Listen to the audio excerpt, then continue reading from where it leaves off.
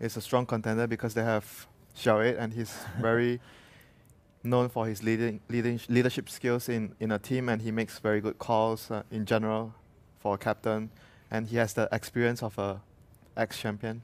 I mean, he was a champion last year, so it's a very good factor to add towards a team. Yeah, that's true.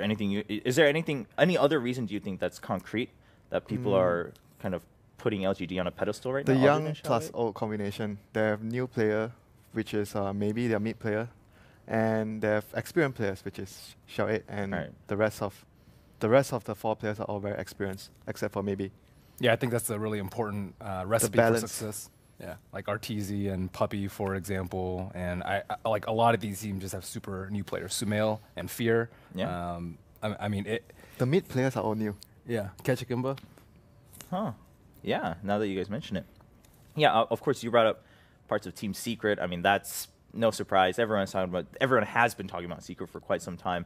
But yeah, what about EG? I mean, that's kind of been a contention, especially in the West, right? EG versus Secret, who's eventually going to win out. Recently, Secret's definitely been on top continuously, but EG's had their fair share of success this year.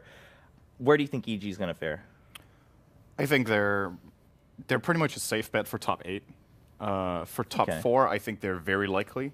And then top 2?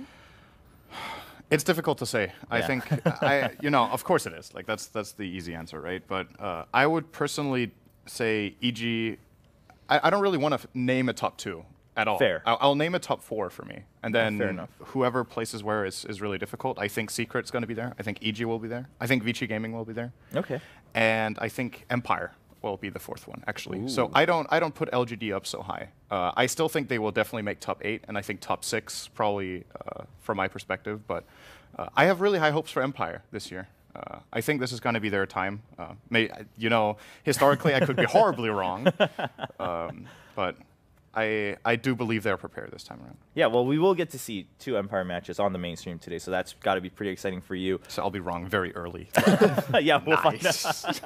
Yeah, but I mean, in general, even at ESL in Frankfurt, people were saying it was a little bit of a surprise Empire couldn't make it through and show up to play, of course, at the main event. But there has been a lot of high expectations for the team, I think, not just from you, but from a lot of people that have been following the team quite well. But again, I think you bring up a good point. Of course, first of all, it's top 16 in the world, like for TI, every time you know it's going to be the top tier of the top tier Dota.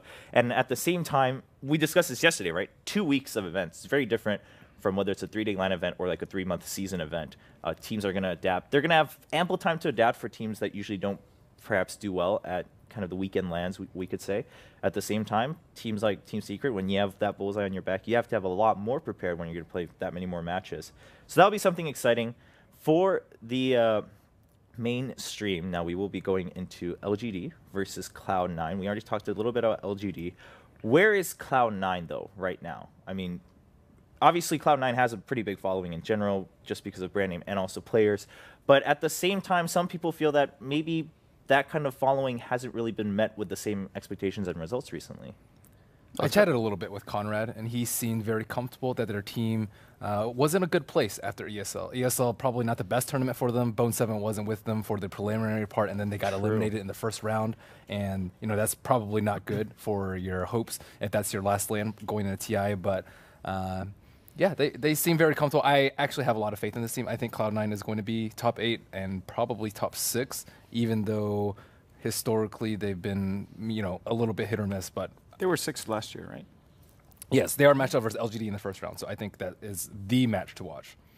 Okay, fair enough. We already talked about the 3 matches going on today, but just in case some people weren't able to take a look at the entire top 16 before we move on, let's take a quick look at the groups before we jump into our matches, of course. Group A, so we did have the 2 wildcard teams, so let's talk about that. We had CDEC and then MVP Phoenix yesterday seeding into Group B and Group A respectively, and then you can see the rest there. Some people arguing that Group A perhaps a little bit harder, but not by a huge margin. Tiny bit.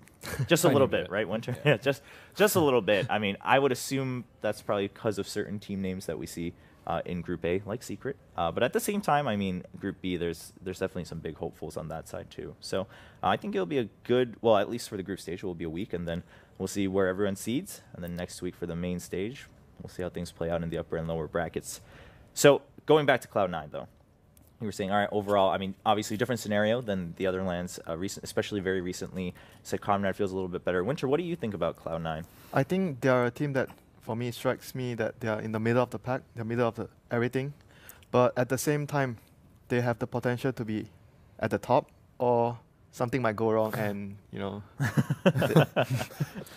I think that's for a lot of teams, though. I think the variance is just really it's high. really difficult to say for them. But I think, in general, I would like to have this feeling about Cloud9 that they're actually in the middle of the pack, probably top 8, like 6 to 8 would be fair for them. Okay. But they have the potential to go up. Right, like or if they down. really show up and they could really reach high. Now, Ben, you were mentioning that, okay, speaks for a lot of teams, right? Some teams are going to show up super hard. Some teams may have flops, and that's unfortunate. Are there any teams that you can say definitely stand out because they're much more stable at a higher than average level? EG for sure. Okay. I actually think EG can take a lot of games off Secret. The few times that we saw them meet up, ESL, Dota Pit, EG was able to take a lot of games, and that's no small feat considering Secret has this impressive run during 2015. So I view them as one of the most consistent teams, and they might not be as wild in their drafting as Secret, but they're just so good at what they do. Even if it's predictable, it's still very hard to play against. Yeah. And in addition to that, so the whole matchup at ESL, which is of course the last time we saw EG playing against Secret, at least in a LAN setting. It is the last time we saw them play. Yes, in a LAN setting for sure. That series went to 4 out of 5 games, and I think the 4th game EG actually had under control, and then they made a crucial mistake, and Secret took full advantage of that. But that series could have easily gone 5 games, and then who knows, right? I think those two teams are very closely matched, even though Secret has won the last couple of times. So I would definitely agree. Secret and EG are the two standout stable teams. And I would have put Vici Gaming up there if not for the last month, or the last 2 months, I guess. The last 2 months, they just haven't been looking as stable as they used to, because before that, they were like always top 3. And we'll see if they bring it back this year. All right. I think they will. So Cloud9, we talked a little bit about that. Of course, LGD, you guys mentioned kind of why people are expecting them to be the best. Now, TI, though, obviously this is where most players will say they put it all on the line. I mean, this is where it all comes down to. This is a moment that every player has been living up to. And we've had a chance to meet players from all of the teams, of course, before TI has kicked off. But for our very first match, we've got a little bit of a highlight for one of many people's favorite players on Cloud9. It's going to be No Tail.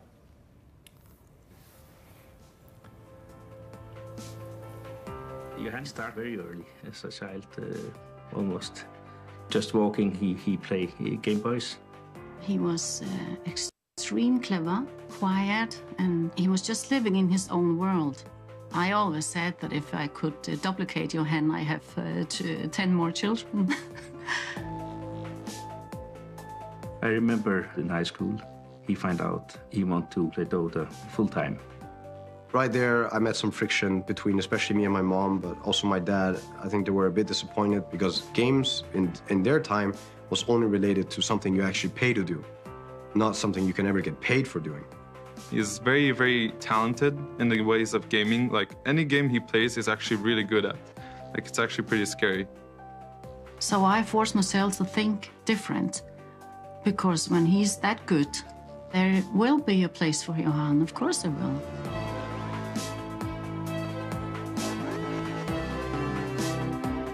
In a game like Dota, you need to have a clear mind to do the right decisions. I admire how calm he is all the time, and he's very good at not only looking at his perspective, but others as well. For all the new players, I'd only suggest that you try to understand other people, try to learn empathy. This, to me, is what can make a really talented, great player an amazing teammate to have. Normal people do have this filter, and they only say what you want to hear, but that's not Johan. You always got the truth when you're around Johan. And he always makes time for me and his family and Pumba. He loves his dog very much. He never get a dog because his father says no. But when Johan was 15 years old, his mother said, now you will have your own dog. My dog, Pumba, he taught me like what I am. In today's world, it's all about presenting yourself to be something that you probably aren't. Like you're not this person that goes to party every weekend, but you want to look like this person. You can't do that kind of facade to a dog. You can't be fake. My biggest inspiration is Cesar Millan, the dog whisperer. A lot of people laugh when I say it because it is kind of a funny nickname that he has. But then again, people laugh at one of my nicknames, so we got that in common. What nickname do people laugh at of yours? Big Daddy. At the moment, I'm being a bit selfish because I put my heart and soul into Dota, and I'm doing it mostly for myself because I feel like I have to be able to achieve my goal. When I picked him up last year after TI, the first thing he told me that I have made my decision. Next year I will be a part of the final. Sorry. He won this since he was a little boy, and I'm gonna cry. I just love him so much, and he has to go for his dream, and I'll be there supporting him. Every time you generally just reflect back, then you also ask yourself, is this really important? I think it can be. I think it can be great to have won TI and to have set the goal and to have reached the goal. I think I would be feeling very, very empowered, feeling like I could do anything.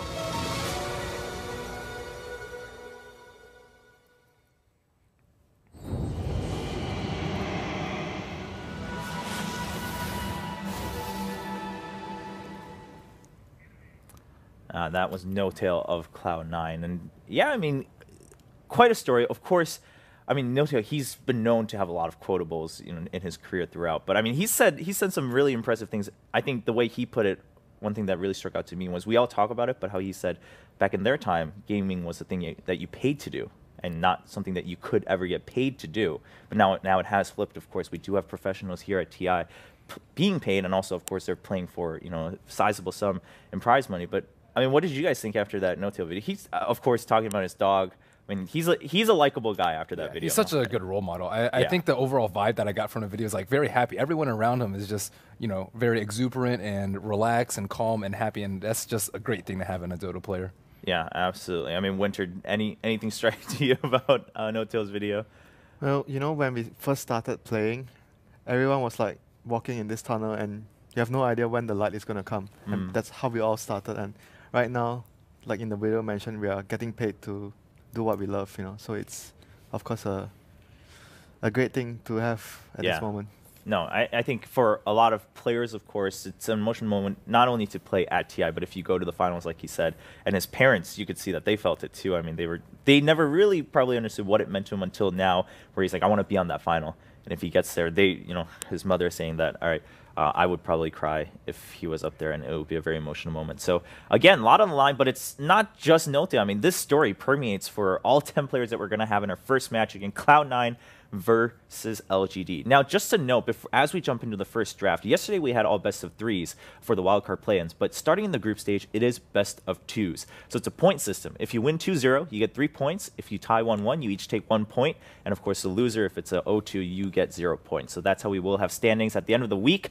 Draft has started for our very first match, LGD versus Cloud9. This is how we are kicking off TI5 Day 1. Let's jump into the draft and see what we're going to find out. If we see anything new from either of these teams. We saw some interesting things during the wildcard play-ins yesterday, so I'm sure we can look forward to some fresh picks, or at least something, you know, that deviates from what the teams have played in the past. I think going into the group stages now, there are going to be different priorities for the teams. Yesterday we saw actually very diverse picks. I was very impressed with how many heroes got picked by all the teams in the wildcard round. But I think, for example, for a team like Cloud9, they generally have a different approach to the metagame than I would say all of the teams we saw yesterday do. We already see it here. They're first banning a Clockwork against LGD, which I don't think is their general first phase priority, but it's just a hero they deem worthy of a first phase ban against LGD in particular. I think that's the reason for that ban was because mainly the Chinese team, sometimes they give away Lash Rock if you have first pick, and they reply with a Clockwork. They view Clockwork as a way of dealing with Lash, because you hook shot in with a Blade Mail. It's a very good way of dealing with the Lash. So most of the Chinese teams, when they tend to give up Lash, they would actually go for the Clockwork in return. So you think in some ways this was Cloud9 preemptively forcing LG to ban Lash afterwards, which they did? I think Cloud9 likes having Lash. I don't think they would be scared to pick that hero. I think that's the reason why, because they banned it to force a Lash ban. Yeah. Right. Yeah, okay. So they banned it because they figured maybe LGD has that trick up their sleeves, because the Chinese teams tend to. All right, well, that's a nice look into it. Afterwards, we do have SF and then Nagasiren being banned out, and Undying first pick. Pretty surprising for Cloud9. That is surprising for me. Yeah, I mean, a little bit surprising for all of us, for Cloud9 specifically, right? I mean, for other teams, we talked yesterday. I mean, not surprising at all to see it yesterday in the wildcard plans. Yeah, I actually expected a Tusk first pickup, especially Yes. because Yao is, I think, very well known to play it. I'm surprised that they gave it away, but I think Bone 7, again, we discussed this before, he has a little bit of an unconventional view as to how to approach picks. He picks unusual offlaners for himself. He picks Envy, sometimes pretty unusual carries. I think they like, tend towards stuff like Luna a lot, even when she's not very popular, and even very different mids for Fada. So overall, their draft is going to be a little bit unpredictable. Yeah, and it's one thing that LGD play good Tusk, but I think Cloud9 do as well. They love playing it on no-tail. Yes. They are going to let it go and get the Queen of Pain instead. This looks like what could potentially be the makings of an aggressive dual lane. The Quap Undying lane is actually very powerful. Quap plus Undying is very strong. Even against a lane that is like a Gyros lane, Quap and Undying could potentially deal a lot of damage in the lane if LGD somehow have a very weak lane support with the Gyro. Okay, well, Winter, yesterday we talked about, I mean, especially 3 of these heroes, right? Undying, Gyro, and then Quap, as you guys just mentioned. But what does Cloud9 need to either pick or ban here to make sure that they can secure that setup for the Undying? Or do they now just worry about that separately? All right, we've got that duo set up, then let's look at how we want to round out the rest of the team. I think they might actually go for a lineup that actually fights very well because they have Tusk and Gyro. I think when you have those 2 heroes, you're not too afraid of going into the Tombstone. If you have somewhat a decent laning phase and you can start taking towers maybe at minute 10 to 15, like all the tier 1 towers. So if you want to go to a fighting route, maybe you can go for supports that are actually like a team fight type of supports, like Witch Doctor, Earthshaker, this type of supports. Okay. Well, going on with our bans, DK Anti-Image and then Viper being banned out. So take a look at Cloud9. Looking, No-Tail looking a little bit relaxed. Their first game in all of TI. And looking fairly relaxed. Same with LGD, of course. Not too much pressure. I mean, yeah, every point matters, but at the same time, nothing has been decided yet. Everyone's still at ground zero, right? Everyone's at 0 points, so you can try to feel things out in this best of 2. Interesting to see Cloud9 ban out 2 heroes that technically could work with their draft as well, right? Both Dragon Knight and Viper actually fit very well together with Undying because they peak around the same time. They want to go and push towers. Viper's a good mech carrier. Dragon Knight with Dragon Form, of course, good at taking down tier 1s especially. Do you think so maybe they're taking it in a different direction then? Yeah, do you think it might be a throw-off? Like we pick Undying, then we go for some split push thingy instead of when you pick Undying. I wouldn't put it past them. Yeah, you usually think, okay, Undying, they're going to go 5-man. Then they pick Undying, then they have some quarters, some sort of split push lineup to throw the opponent off. What about Phoenix? I think they like Phoenix a lot. Yeah. Oh, Phoenix plus Tombstone is like really Tombstone. strong together.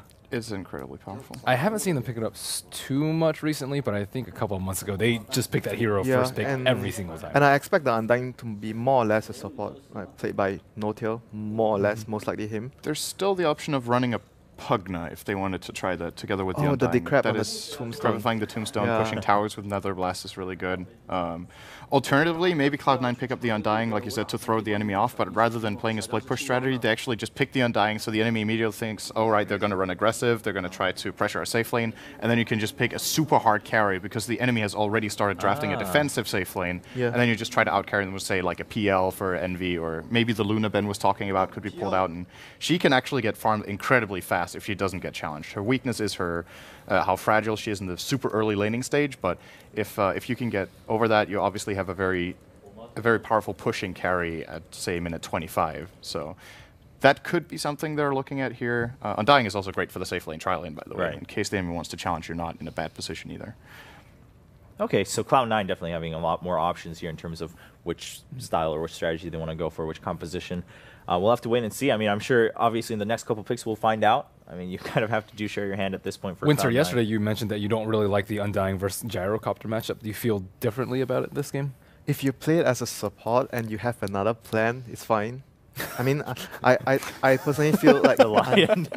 Okay, the lion there, but I feel like if you are doing Undying, like what I meant was Undying with a heavy push threat against Gyro, I wouldn't recommend that. Right, yeah, and yeah, you were talking about that earlier today too. I mean, depends on how they want to do it. What you're doing with the Undying, yeah. All right, well, the Lion's been a talking point for us here all day yesterday. But I would say Lion's proven himself quite a bit yesterday in terms of his value. Yeah, any AoE ability to follow up after the Tusk Snowball is really important. Generally, teams prefer a safer one like Earthshaker, but I think Misery is really, really good on the Lion. He has proven time and time again. I think he's actually one of the best Lions. Yeah, and it's a great pick, in my opinion, against Dazzle, because usually Dazzle wants to shallow grave as late as possible. Oh, and then all of a sudden, you get that 475 damage nuke just coming in from the Lion when you don't expect it, and you can't hit your grave timing. That is very crucial against a hero like Gyrocopter, where a lot of the time, I think we also saw this yesterday in the wildcard round, actually, Dazzle and Gyro got drafted together to protect the Gyro so that even if he gets jumped, he will still be able to get call down, all his flat cannon attacks off before he dies. If you catch him off guard, like the Cloud9 lineup here just bursts incredibly hard. Soul Rip, Sonic Wave, and Finger is about 1,000 damage just between those three abilities. So he needs to be on his toes with the Dazzle this way. The Xiao 8 special. Support Lina? Yeah. Do you think that's support? Might actually be Lina plus Tusk in the lane though. Yeah, they actually run that pretty often in the off lane. It's very strong. Like doesn't maybe disrupting play the farm. core Lina? Because it's a good matchup against Quap. Yeah. If they think They the do, Quap is yeah. mid, and I think they might still expect There's options. that Basically, there's yesterday. options. There's a lot of options Yeah. with this Lina pick. I think they want to see for sure what Fada's hero is before, because they almost always wait for EE's heroes last, right? Okay. Yeah. And if you look at the first 3 picks from LGD, it's mostly like a lot of physical damage. So Lina is like sort of balances things out with that magic damage as well. So I mean, okay, so this should be Envy's hero, Razor safe lane. This is what I've seen from them recently as well. Can it stand up to a Lina Tusk though? With a Lion, I'm worried actually. I'm always worried when there's a Lion on my lane. Oh, we have been all day yesterday too, Winter. I guess we got proven wrong once or twice. Of course, it's very situational and very dependent on the game, but gotta have faith if you're gonna. I mean, at some point you do have to take certain chances, right? And if you have faith that your players can be like, all right, Mister, you are one of the best Lions. We're just gonna trust that you can pull out the best value out of Lion this game, because you guys were talking about this. If you get the highest potential out of a hero or a team, then that could really flip the game on its head. It's a risk reward. It's more important to cater, I think, to what your players are best at, Right. as opposed to what you think is best for this current patch. Same with Lina for LGD. Yeah. Lina is not commonly picked. I mean, she's picked now and then, but LGD picks her far more often than any other team, I Right. would say. What are LGD missing? So I personally think it's a mid Lina still. I don't think there's a bad matchup for her here. There's generally not a bad matchup for Lina mid. She doesn't really lose hard to anything. Viper, that I would think. Maybe, but yeah, Viper's Viper's banned actually out. banned. So They actually Cloud9 actually think it's it's a support Lina, and they're right. It's Yeah. gonna be another Wow, I was Ember. about to ask. I mean, yeah, assuming. that could still be a core Lina, right?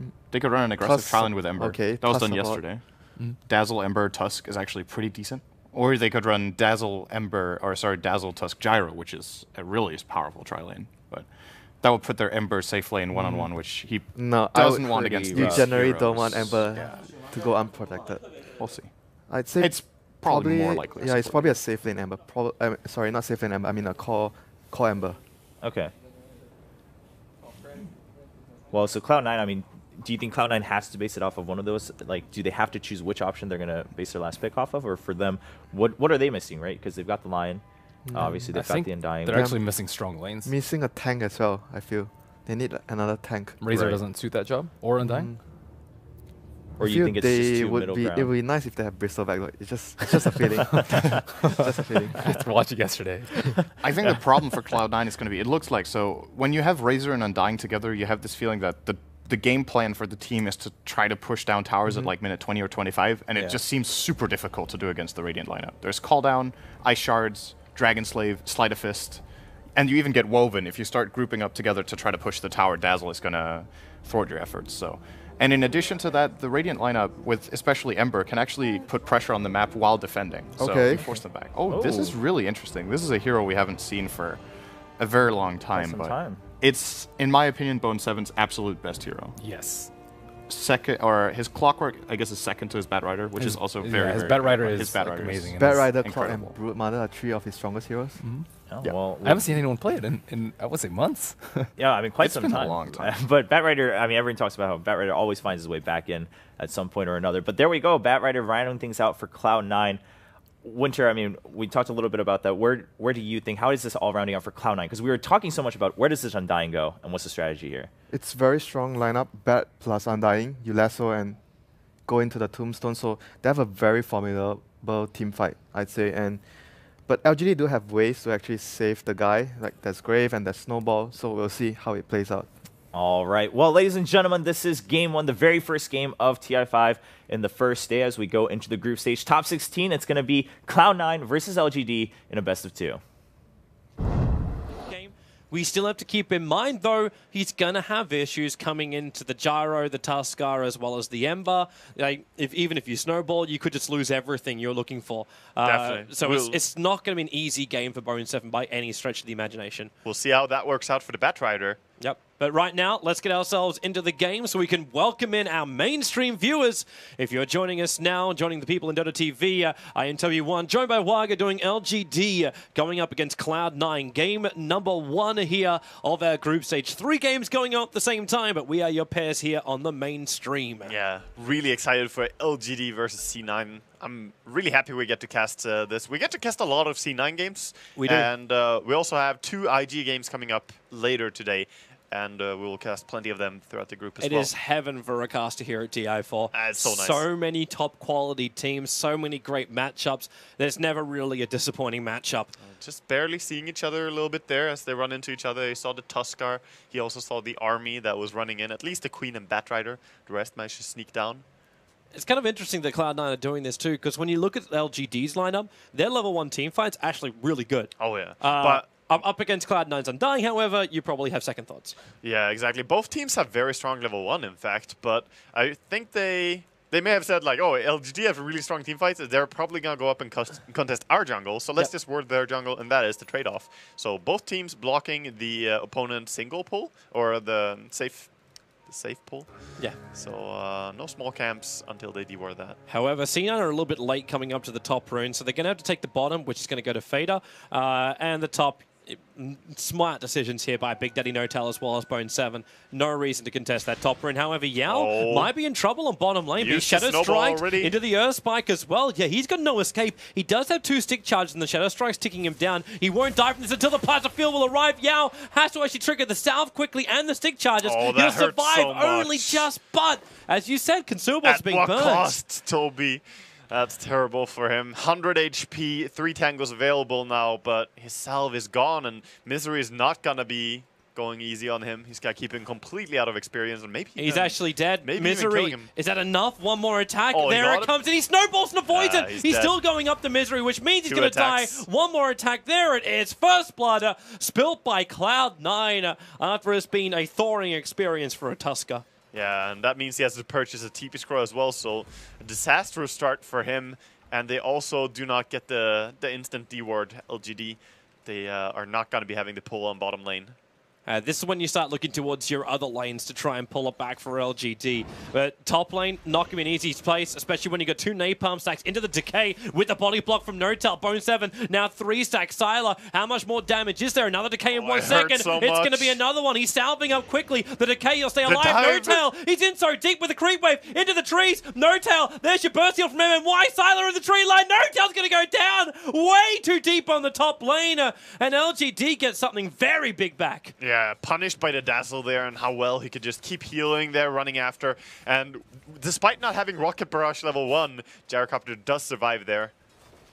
And you're just seeing such aggression in all the lanes, even down at the bottom with the Plasma Field from Envy and Misery. They're just getting up in the face of Yao and Xiao Wei, and they know they can't really return the fight until Yao commits the snowball, and then you get the stun time to set up for the Light Strike Array. Then you've got your burst combo. But can you kill anyone down here apart from, well, Misery? I think it's really tough, actually, and he's going to stand in pretty safe positions in general. I mean, Lina can trade effectively against a Lion. She has a little bit better trading hits, better range and harassment, but they can't do much against the Razor. As you said, he's just going to be free farming, and they don't have the pull. Here he gets the snowball. This is going to be it. Xiao Wei, he actually only has Slave, though, so Misery just backs himself up. There's no follow-up stun. And they do actually just activate the bounty rune on that leader. They're so under-experienced. If they just had level 2 on these 2 heroes, that would have been an easy kill. But it's not as bad, though. You got Notal, who's just shy of level 2. It's the same thing for the Lina. And then the Tusker, yeah, he's pretty low as well. But the Lion's only just cracked level 2 and he's back at base, so he's not getting experience for a while now. Yeah, that is true. So both teams suffering a lot on their safe lane right now, but I can see Envy go aggressive again on Yao here, but a stun should just disjoint him here. I don't think he can keep chasing. It didn't steal that much damage either, even with the 2 points up in Static Link. Yeah. What do you actually like about the build here for the Razor? Like, what's the best thing up against the lineup? I think he will leave it at 2 points. I don't think he's going to max the Static Link. This is very common. You put 2 points into it. Now 2 more points in Plasma Field, so at level 5 you have 3 points into it. Or just 1 point into Unstable Current. But Plasma Field is super strong nuke. You can see how much damage it deals there. Yeah. Easily forces Lina out. And what's Yao going to do against this? Yeah. Like, Sticks are the only reason he's staying in this lane. Top lane, Notal committing the Tombstone. They're on the run. The Flame Break, pushing Sylar back so far, but they just have no stuns available anymore. So Sylar TPs himself away to freedom. That's still good harassment. They're pushing them off and now securing their safe lane a little bit. Mid lane aggression. Lion coming in. Actually going to bring down maybe here. Well, that Sleight of Fist. The shield can't protect him, and the PMS wasn't triggering off enough. So, yeah, easy kill. I say easy kill. Mystery has had some good rotations on him in this game. Like, first the First Blood, and now also coming in and securing this kill on what up till now was a very even lane. Queen was winning slightly, but now more dominantly going to be able to win this lane, I believe. That is what you're looking for, too, out of Cloud9, that ability to do the rotations. Xiao always going to be really careful how low he is. Had at level 3. Plasma Field dealing tons of damage to him. There's no more mana on the Razor. He expanded his stick charger so he was able to do that Plasma Field. So because of this, SARS is going to give him one of his salve. Actually, it's only a Tango. They haven't seen the Gyro yet, but he's going to show himself now. But they understand that there are lane switches in work, and Bone7 is very happy with that. He's just free farming top right now. So they watch the real Misery. Lion. Yao, I think he wants to snowball. He didn't pick up MMY. Actually, he's snowballing up and away from Misery. Lost the vision. The shards will still come down. MMY turned into a frog. Just running. But he's legging it. How and is with he Envy coming in, he's fine. Oh, that was... So the snowball disjointed. He didn't bring the Dazzle with him. I cannot believe that he's actually alive right now. First the snowball on the... I mean, that was unfortunate, snowballing the incorrect target, but the fact that the ice shards could not keep him in place, man, Misery is just getting away with everything this game. Man, look at all the lanes as well. Like, you got Bone7 free farming about right at top lane. LGD have dragged everything off the top. They put him into the mid. It looks like Yao finally, like, he got distracted by trying to kill off the Lion, which he didn't get, and now is moving up to the top lane. But the middle laner, it's being crushed by Fader. 19-11 up against a 15-5. Bottom lane, Envy is having a party on the bodies of the dead creeps. It is 29-8 for the Razor. Yeah. How is Gyro meant to keep up with this? He's 16-1, and he took most of that from the top lane. And Gyro's not the best recovery hero either. He normally will sit at a pretty high CS in the early game because he has a strong laning presence, and he will farm stacks very quickly. So... Razor having this good of a start, Batrider as well, and Queen, this is boding very well for C9. Yeah. But as you said on mid lane, the fact that Fada is doing so well, he does have a little bit better of a hero in the one-on-one matchup, but he's also an amazing mid player. He plays really solid. That he does. Like, he doesn't lose mid very often at all. No, we haven't even seen his rotation yet. Like, you're looking at Fader about to crack level 7, so we're going to have the 4 points up in Scream, as well as that Sonic Wave. So the burst damage you get out from Fader is just so big.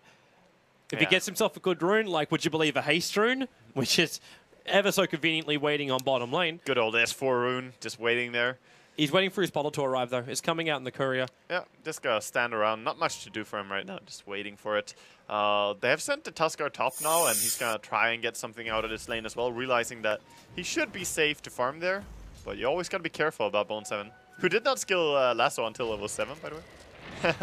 He just realized I can farm faster if I don't skill Lasso right now, and I'm not gonna gank anyway. So it's like, is it really needed? I'm not gonna rotate until Blink Dagger, right? That's a good decision. I mean, there was no point skilling it right then.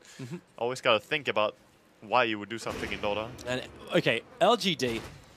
Do we say at this point they've lost all 3 lanes? Yeah, I think so. Pretty solidly. I mean, now they do have the ulti on Ember though, and some other tools to start bringing this game back, and they are stacking the jungle a lot. Look at the big camp. You're right, that's a lot of money. So they have tons of money available. If they pick that up on the Ember and then fight with it, a little bit too deep. Remember, he's still got the defensive spirits as well as MMY there. Yeah. So he'll use the Shallow Grave. I think he was waiting for Fader to throw out the Sonic Wave. I actually think they should take this on Ember and fight. They could leave the big stack on Gyro. I was thinking about it, which is best, but I think someone has to be strong enough to put up a fight against C9 soon, because this is not going to be a laning stage for much longer. Soon, the movements will start. It's all about the Batrider and his timing, really, and he probably is going to go Travels first this game.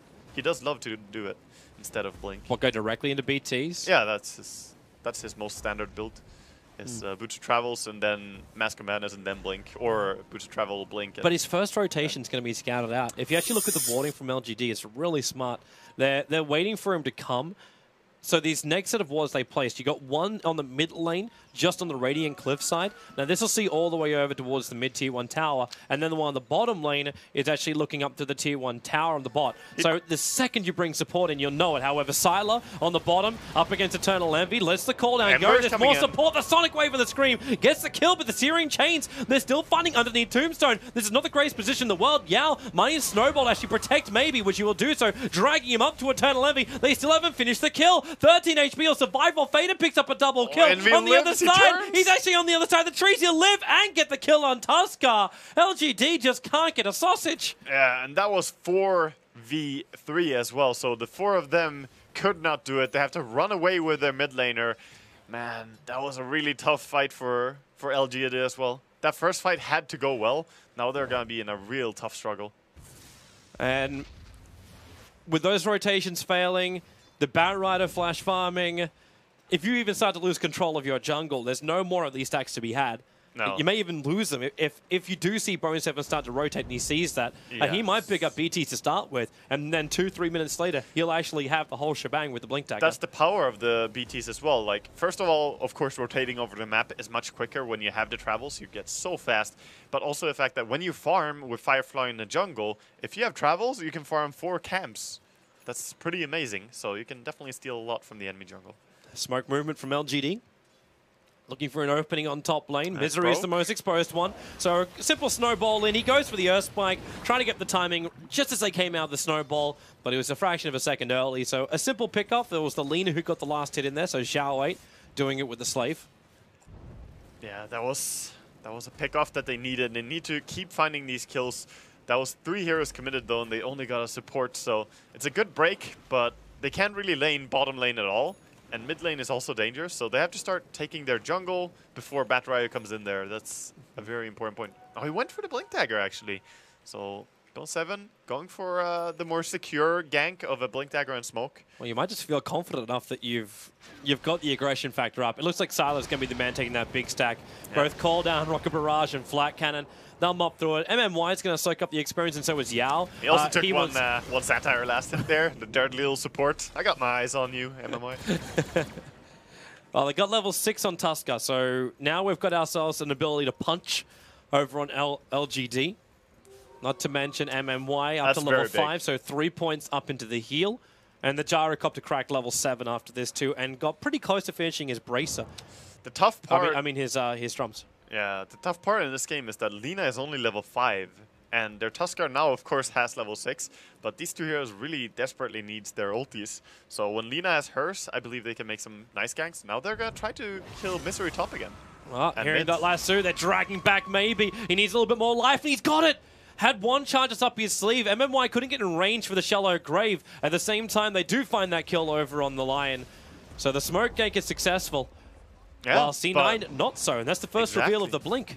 Yeah, and that was the first reveal of the Blink and a smoke committed from the Batrider. That gank is super important that it works, and it was very close that they killed Ember. So great there for maybe they actually lived this time, and that's not gonna set back his next item. So. LGD is going to be so happy with this. Even though you're so far behind, you've got your level 6s you were talking about. You needed that over on the Lina. You've got this. So the gank combo of Xiao and Yao, these guys just move around, never give the space. Misery is just going to crack his own level 6. Oh, they're the tag team, the 2 of them. Like they can make a lot happen.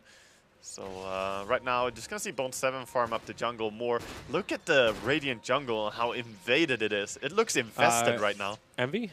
Okay, yeah, he was already having the link over on maybe, so maybe he wasn't going to commit anymore. But Envy's getting very aggressive into the tier 2 tower. Yeah. Notice also Envy's build. This is a pretty standard build. You could put 1 point into Eye of the Storm as well, and he might actually do so next.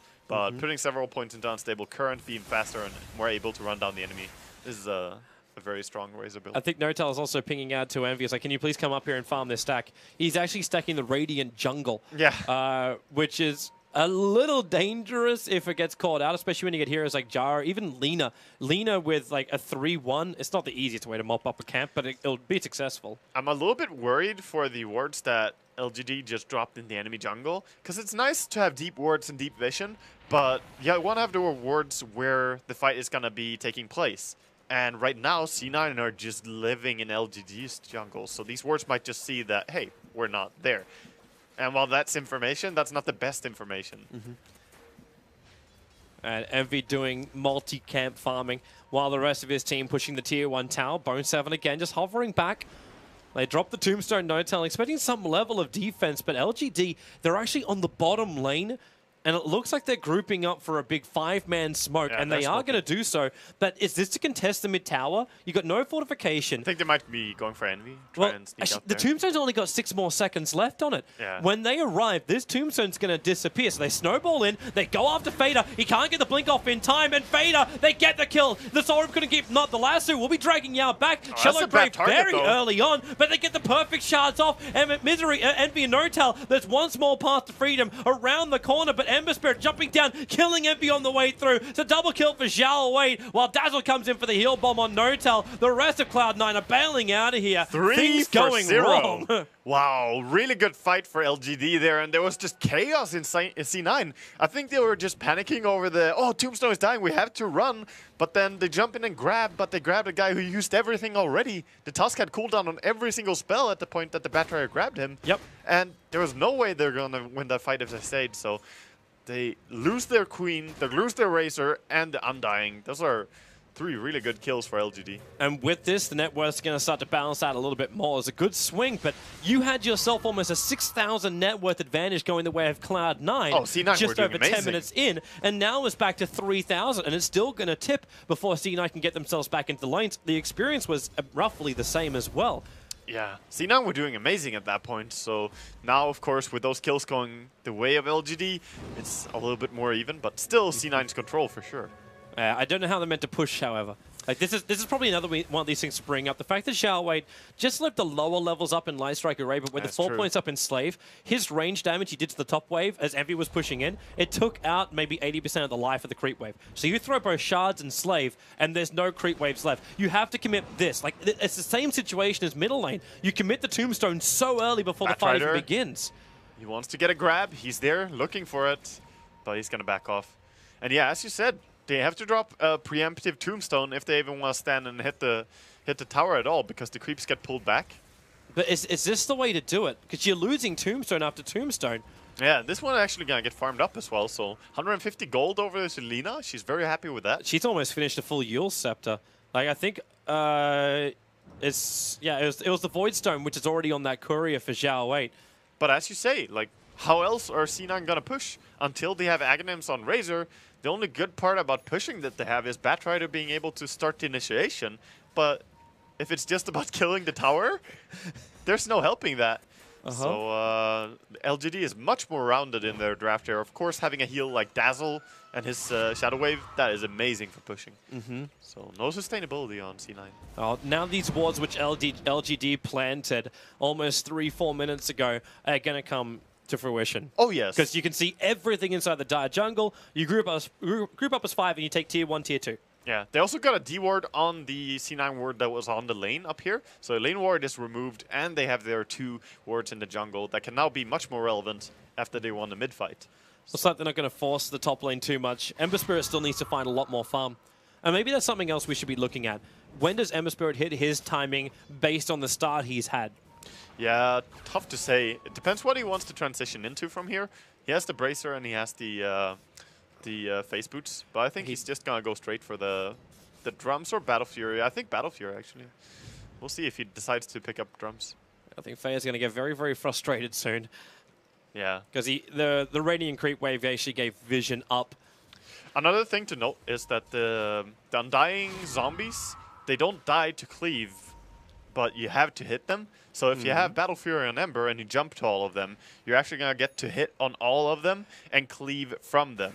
So that's why Ember can work really well against Undying. So, And you get more jump, you deal more damage, and if any of the enemy heroes are in the range, then you actually inflict more damage. Exactly. Because the old Tombstone, you would just kill all the zombies with one Battle Fury attack, but that's not the case anymore. So that might be a reason why we see more Ember now. He's just very nice against Undying in this sense.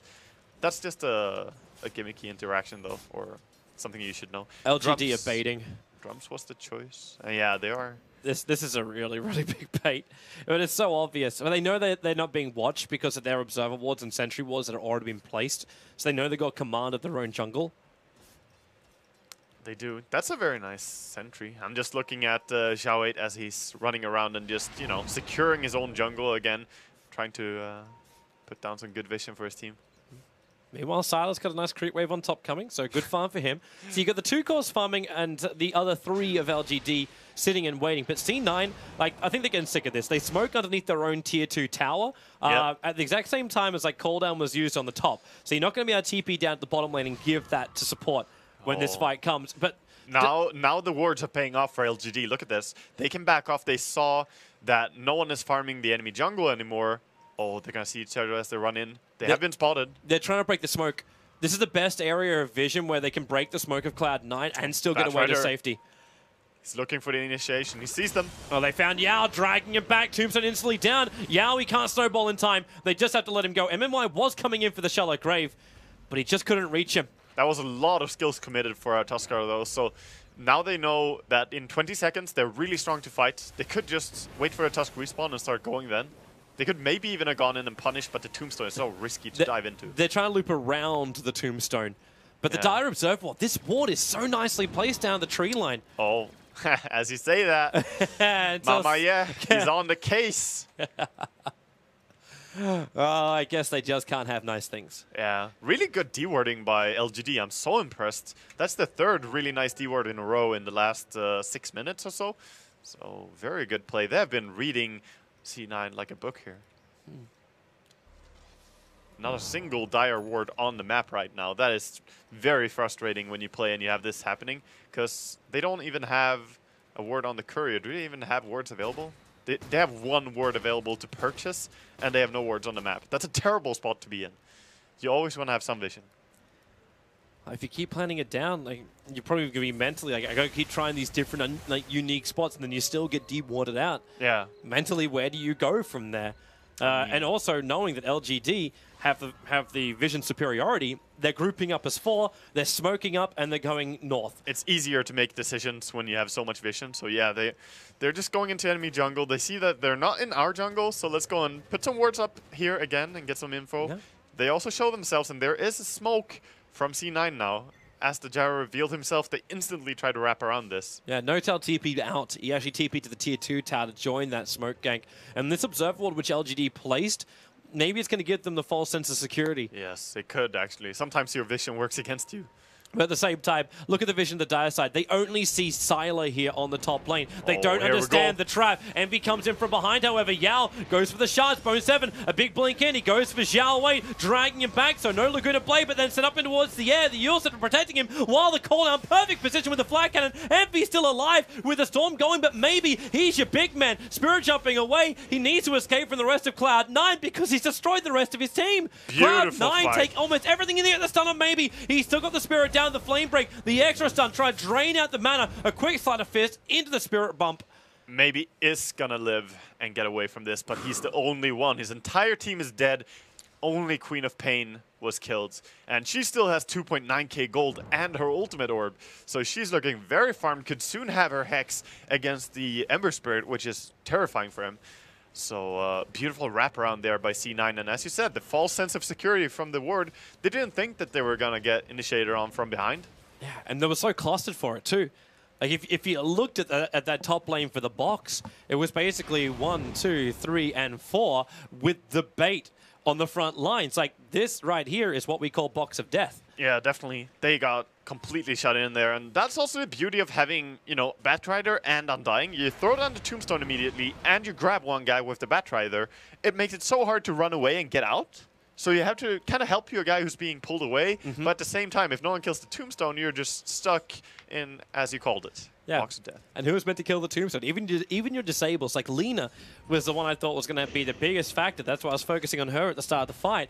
And then she had to defensively Yule Scepter. So you can't even stop the Bat Rider from getting that lasso back, because she could have just Yuled him up and then just thrown down the Light Strike Array, the Slave, tried the Laguna Blade down the Razor of all people, who's walking around with both Ogre Club as well as Mech and High 1 charges. You're not going to find that kill. And 4 points into Unstable Current, which hurts you a lot when you're going to nuke him with a single target. You get slowed for 2 seconds, you take some damage. It's not what you want at all.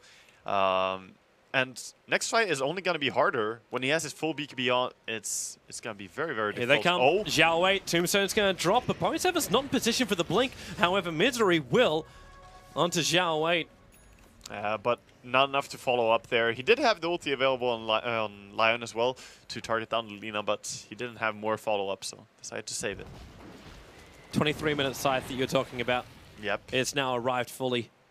Interesting. I think this is the first time here at TI that I see the straight-up Hex rush, whereas many people have been going for the Ags and Yule Scepter or Yules into Ags. That kind of build, but Hex is superior against Ember. It is so good to lock him down. Yeah, it's a different mindset too. Like Cloud9 are looking at this going, okay, team fights and then pushing is probably where we're going to find victory here. If you're going for the Aghanim Scepter build, you got more confidence in your own, like, we just push as 5, or it's always like reset team fight, next 30 seconds, then we go again. I wouldn't hate to see the Necrobook build this game as well. They don't have any pushing at all, and they're going up against the, you know, maybe's Ember and the Gyrocopter on this side and Dazzle. Late game is going to be dangerous. I'm not saying that they're straight up weaker, but it's still not going to be easy to execute if you can't finish this game when you have a big advantage.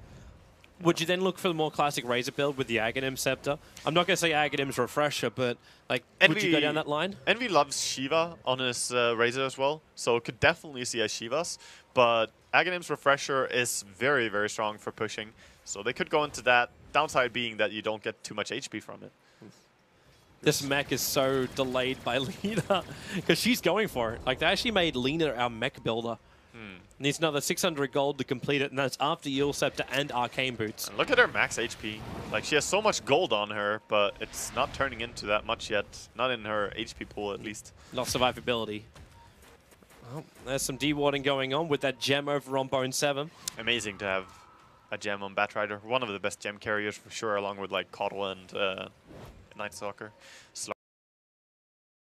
Can always have the flying, just get up there and find these wards. So we're going to see if C9 can set up for Roshan here, as LGD are definitely on the back foot.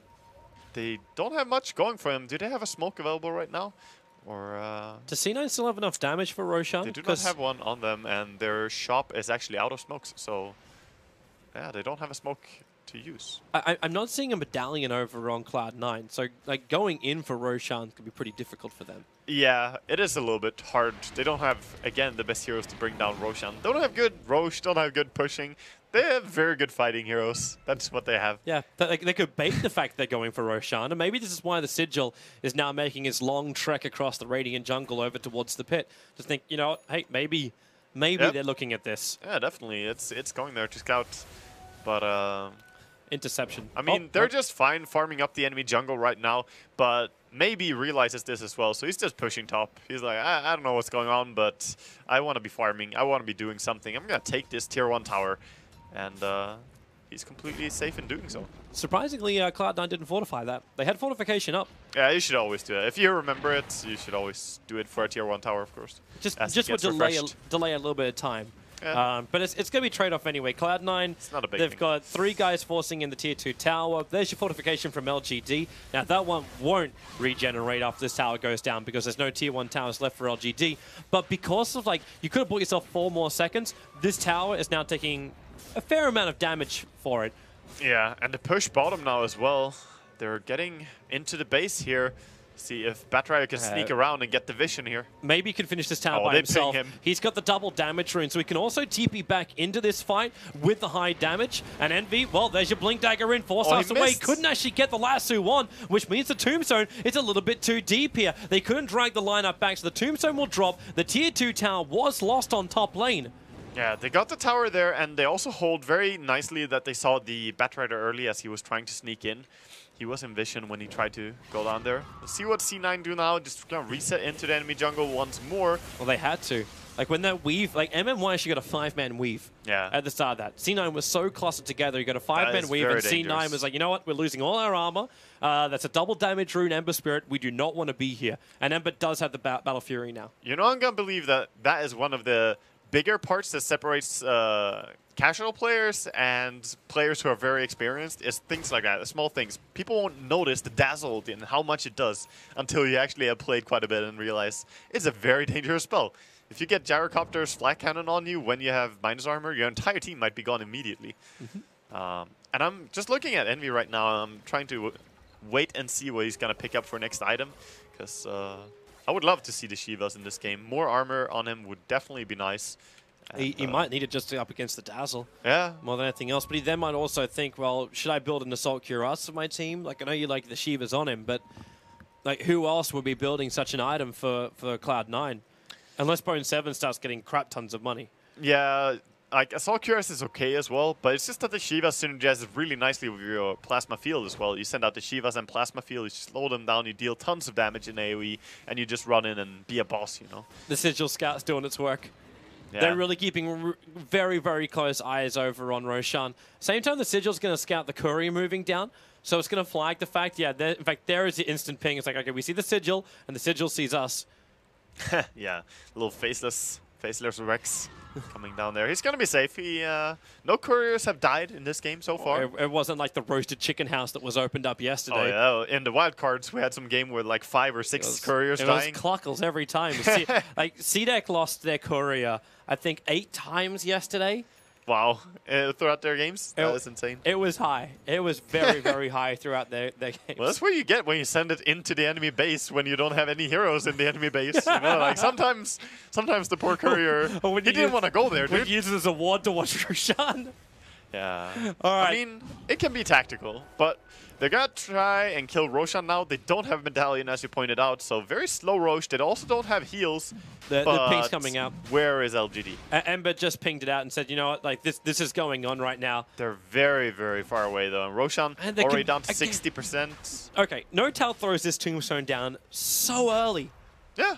I'm perfectly fine with that, because the enemy, we know that the enemy is super far away, but we have the bird's eye. If you're C9 in this case, and you know that the enemy is still not here, this Tombstone was up in good timing. It's not going to drop until after they killed Roshan anyway. So I believe this was a very nice sneak by C9. And maybe LGD just misinterpreted it as a smoke gang from C9, because they didn't really see what they were doing. True. After a Sigil Scout, though, I kind of thought they would go there and contest. They might have thought they would have had the vision for it to see him move, but because of that gem over on Bone 7, if you actually look at the Radiant Ward, which is just hovering just a little bit lower than the Tier 1 tower, they had to put it on the cliff side. So the vision they get doesn't see far enough onto the dire side of the river. So Queen of Pain was the only one that walked down to Roshan out of the cover of smoke.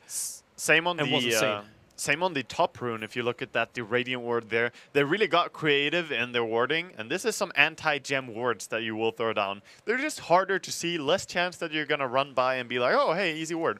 So LGD definitely experienced in how to play against this, and now they will have a gem of their own, which can be very, very nice to have. When you're feeling shut into your base, at least you can run out with the ward and know whether or not you're hilarious thing is, so there's only one dire ward on the... so I take it back, there's 2. One observer on the bottom river and 1 sentry on the bottom lane. Yeah. This is the only 2 wards for dire side, unless I've missed something somewhere, but it doesn't look like it. They have 1 on Undying as well, and they have 1 more in stock, so now they could try and force out some more wards, but that's...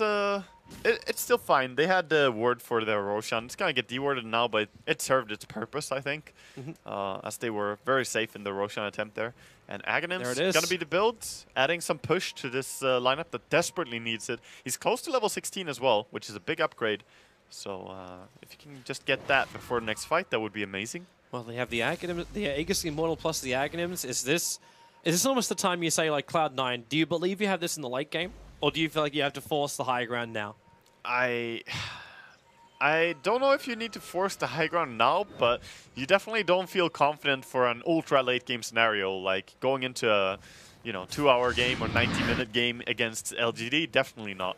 However, they might have a power peak roughly at 45-50 minutes where they could have enough items on Razor to force the high ground. They could. But, can you? Shards, call down, Slide of Fist, Slave. That's why I'm saying that you can't do it right now. He's gonna need to force the high ground means you're actually going in without a creep wave. Yeah, you will need to walk up with the Razor with ulti on and realize the fact that he's probably gonna get brought down. So maybe Aegis and one more item as he's able to pick up. He can also get a lot stronger. You can sell the mech later on. You can have Heart, Scotty, whatever. Yep. So just turn him into a big tank. Yeah, but the danger is still there. The danger of the Ember Spirit getting super strong, and of course, Gyrocopter is farming up steadily. Not as fast, already though. doing about 450 crits. Yeah. With just a normal attack. Yeah, he's hitting very, very strong. But Queen is the top farmer in this game as well. So she's there with a Hex and BKB. And V turns on the ulti, instantly gets Light Strike Array, as well as the Shards keeping the rest of his teammates out. They rocket, they stun and control. The ulti's doing its work, and it's good lasso, but the Yule Scepter up in time, but Xiao Wei bursted down by Faye. The BKB protected for a while, and LGD getting destroyed into their own tier 4 towers. They soul rip up as much as they can for Envy to keep them alive on the front lines. They never even burned the Aegis Immortal. The buyback will be there from Jaro. They have to keep this bottom ranks alive. They cannot allow C9 to do it. Side of Fist Syrian Chain, that's one way. There's no, well, actually, they have cooldown still up. That's still available for them at the moment. Yeah, they do have cooldown, but they're also outnumbered so hard. And C9 realizing, hey, that was a good fight. We're losing our tombstone. It's going down. Let's back out, reset, and enjoy what we did. Pat on the back, and we'll come back tomorrow, you know? Yep. So they still have plenty of time on their Aegis as well. If they back up and heal straight away, they could come back with the Aegis and use it again. I'm still thinking of all the scenarios that could have happened for LGD. That's still okay for them. Like, the Ember Spirit didn't die, didn't have to buy back, so he's holding on to his money for now. Yes, the Gyro had to sacrifice himself, but it's BKB Helm with the Dominator. Yes, he wants to have a Demon Edge eventually into a Monkey King bar, but for now, he can flash farm that up later. LGD, it hurts them, but it doesn't cripple them. Yeah, definitely. That's one of the most painful things, though, is if the Gyrocopter gets grabbed Envy, like that. Envy, he is now battling up against maybe one-on-one. Just wants it to pop. Okay, that's it. That's perfectly How long fine. does it have left on it? Okay, the Aegis only had another 30 seconds, 10, maybe 20 seconds. Yeah, so that's still that still doesn't matter at all. Of course, it's nice to try, but it kind of looked like something weird at the start. yeah, it was kind of a strange fight. You will see it sometimes when someone fights with the Aegis. Anyway, it doesn't make, like, if it was the old Aegis, it would make more sense. But now, now the Aegis has regeneration properties anyway. Yeah, exactly. It doesn't matter at all, as you would still get your full HP, Yeah. no matter if you fight or not. Queen is up to 4.5k gold right now. Holy bananas. He's going to add up some strong item next. What do you go for? Is this just the Aghanim, so you go back into the older armor. build? You need armor. I think Maybe should go the Shivas on him. Yeah, you could definitely go Shivas on Queen as well in this game. So I believe either Shivas or Scotty on her. You need something that's going to bring some survivability. The Scotty gives some armor and gives plenty of HP and good stats overall. And also having that slow available to attack the Gyro with is super good. But she actually did purchase... Oh, she's going for the Aghanims now. Or no? Yeah, she is. So Queen Aghanims is the next item. That was not an item that I would have predicted, actually. Because they don't fight every 40 seconds. They fight roughly once every 3 minutes, 4 minutes. You know, the cooldown on the ulti doesn't seem to hurt her. I agree. But maybe it's this... Well, no, yeah. They're just predicting that they will turn up the heat and fight more frequently now. And Maybe. having the AoE damage against... Here they come. Snowball in onto Eternal Envy. It was a very short range one. Punching him up in towards the air. The tombstone still drops from Notel. And they lasso back Xiao Wei. He is so far away. They can potentially Yule Scepter just to buy some time. But time is all they're going to get from this. Xiao Wei will still end up dying. And this will mean the tier 2 tower will go down, but the tombstone has been expended for this and the lasso. In fact, Sleight of Fist, Searing Chain, Fader trapped underneath the tower into your Walrus Punch and Call Down. They actually don't even take the tower. Yeah, they forced him off the tower. They only lost Alina, so this is very good. And the tombstone was committed. So once again, C9 have to kind of back off. They don't have the Razor ulti anymore as well, so just waiting for their next push. They do at least find the Radiant Observer Ward finally. It lived for a long time. In the last 1 minute of his life. It had a long, good life. It was a happy ward. All right, so if you're Ember now, okay, don't worry. I'm already answering my own question by checking out the fact he's got the Daedalus recipe on the courier. Yes. So the full Daedalus is going to be purchased from Maybe. There's no saving for buyback for him. Yeah, almost all the Embers that we have seen, when it comes to the choice of buyback or first Daedalus, they always pick up the Daedalus. Because it's such a big change in next team fight. You're going to be so much more dangerous having the full Daedalus. Should actually flag too, the fact that Xiaowei died means that the gem of LGD was passed over to Cloud9. Oh, they actually stole that gem, yeah. Yep. So they've got 2 gems. One's over on the Batrider, and the other one's over on the Lion. So this Observer Ward, which is also placed on the first hard camp of the Radiant side, is just sitting there right next to the other Radiant Observer Ward. The vision is coated everywhere across Radiant jungle. That's one of the closest camps as well, like one of the few that you can farm when you're feeling on your back foot, when you are pressured back into your base. So having that blocked really hurts you. You need to get that removed. Well, where's Maybe meant to find his farm? Like, he moves over and he's realized, wait, our camp didn't spawn. Why is my camp not here? I can't farm up. They did stack the Ancients, though, so they're trying to prepare farm for themselves, but it's only a double stack right now. Need to wait until it's a little bit more to really go there and get some value. So you got to find money for both Sylar as, so the Daedalus is on Ember. Do you prioritize Sylar getting into a Monkey King bar now? Because again, we're looking at this bait train. I think you have to have some damage on Sylar soon. Yeah, you need to get the MKB, definitely. You could even go Divine, honestly. Just need damage in the next fight. But I think you're still not as desperate that you have to go Divine straight up. Go for the MKB is probably fine. Cloud9 scouted out the LGD stack, killed off the one range creep, which was the trader of the Dire side that was stacking for the Radiant, and then leave a ward behind. So they're not actually taking the stack. They're waiting until LGD tries to do it, and then we'll probably come and counter-initiate. But they're looking for Roshan now. Poor range creep, dude. He got a bribe. It was so good. An offer he can't resist. Yeah. Exactly. Well, LGD this time around are in a lot better position to go in for Roshan, but Cloud9 have their same Dire ward up, their same Roshan ward, so the Satyr has to be set instead. Now, this belongs to the Gyrocopter, so he's moving in and realizing, okay, just checking. Roshan's got basically no life taken from him, but they're definitely there. Yeah, and they are going to move up a little bit here. They find the ward. Yep. But running up there and actually killing it, a little bit scary against Batrider. But when you put a Spirit in also inside the pit, there's no way that Cloud9 are going to feel comfortable to go for Roshan. They put the ward, but they're never going to check that because they know the enemy are close. They don't want to walk up there. So even though the Observer Ward is in range, they're just too scared to walk close to the river. Actually, sentry warding everywhere. But they're not, for all the ward places they're doing, because they pinged out the fact the camp was blocked.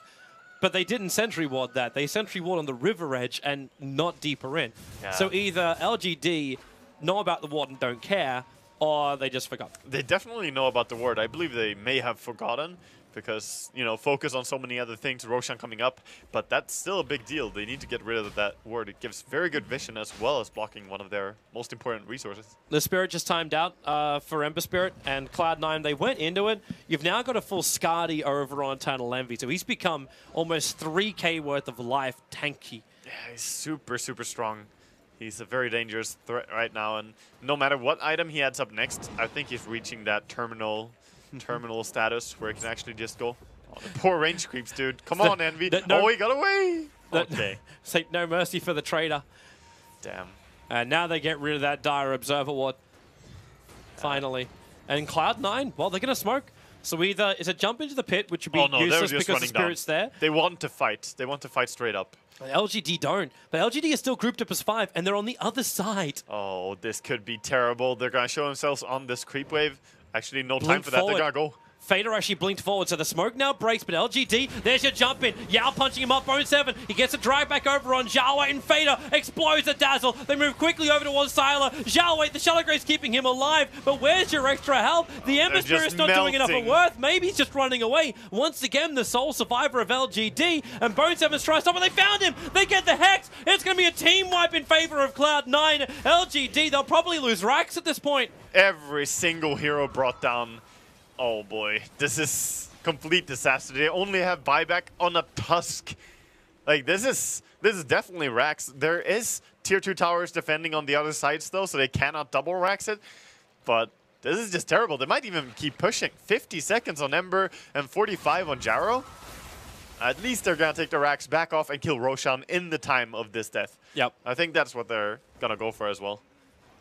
Envy was thinking about going mid there. He was like, can we get 2 racks out of this? I think they're going to do the safe play. There's too much of a creep wave in mid. It'll take you too long to mop it up. But you can take the tier 2 tower at least after this and then go for Roshan. So we have Tuskar as well as Lina back up again. Bone 7's just searching around, and it is just going to be the back out. No reason to overstay your welcome. And now, unless you can find yourself a pick off, there's your Sonic Wave going again. The Shallow Grove protecting Zhao Wei, but the double stun in from Misery. They found Yao. He's down for the count. Zhao Wei, is there enough life? The Yule Scepter just trying to buy time for something, but there's nothing that can save him. The buyback came back in, but he's snowballing into the middle of all of Cloud9. Tossed around. This could be a quicker GG. The cooldown's in a nice position. Misery dropping quickly, but Eternal Envy, he's leeching out. Well, nothing. He hasn't taken any damage. The Ember Spirit is back into the fight, chasing him down. Bone 7 successful TP away, and Envy just trying to man mode the rest of LGD. Side fisting and spiriting back and forward. Maybe we'll finally get the kill. A triple kill for Sylar. Look at Sylar's gold. Just for it. Just press enter and look at the gold that Sylar got from that team fight. He took 3,033 gold from that fight, and Dazzle was second place with 2,310. Yeah, that was so much money, and they also just used the buyback on Tusk, but that doesn't matter. Like, who cares? He lost 1,300. Like, who cares about Tusk's gold? Like, he's not relevant in this game because he's not strong enough already. He's not gonna get an item that makes him relevant. So C9, they killed a lot, but they definitely overstayed their welcome, and they paid for it. They paid a lot. Yeah, because now you look and see what effect it's going to have. You can't just jump yourself in and take Roshan. You actually don't even take the tier 2 tower in the middle lane. Yeah, as you say, Roche is not a safe option anymore for C9, as it was before. They could have taken lane and Roche, guaranteed, but instead they pursued to kill these poor supports that were alive without their cores. Supports now, which are able to forward up things like Cloaks, looking towards Glimmer Staff later, Glimmer Cape, and the 4 Staff he's actually bought. Indeed, they are getting more and more resources now on the side of LGD, but as we say that, there's also Yule Scepter, Blink, and Force Staff on this Lion. Misery is having a really nice game and has played really well throughout the entire video. Yeah, that double stun looked really, really good. And then you realize, wait, you're right in front of the fountain of the Radiant side. That's the downside, dude. Fighting right by the fountain with 2 cores, the Ember and Gyro are about to respawn in like 10 seconds. It's a little bit too much. LGD, they're smoking up, they're moving in close. Now they'll see Eternal Envy. They spirit into the pit, expecting the Cloud9 was in there, maybe actually missing. He went for the Searing Chain before using Sleight of Fist. And we get Refresher Orb. It's Refresher Aghanims and Refresher Double Hex as well. This is an amazing build. This is an amazing build. The Refresher on Queen is so strong. Just look at the damage she's going to deal with the Sonic Wave in next team fight. And then you add the fact that she has 2 BKBs, 2 Hexes. Yep. It's just great for Queen. You're actually going to have 13 seconds worth of immunity time for her, for her next charge as the BKBs. Yep, 7 and 6 second BKB. It's pretty good. So we'll see what's going to go on in the next team fight. It's going to be very difficult for LGD, though. If they take the fight here, out in the open, they won the fight in their own base, but can they do it here? Envy. The Spirit, he's doing it right underneath the Ember Spirit, and he's going to keep jumping in one more Spirit. That's all maybe he has to do. Throw in a Spirit, watch what's happening, doesn't put himself at risk to do this. No, he's like, hey, how are you doing? Like, the only thing which could go wrong is Batrider Fireflying in on him, and the Radiant have an Observer Ward down for that.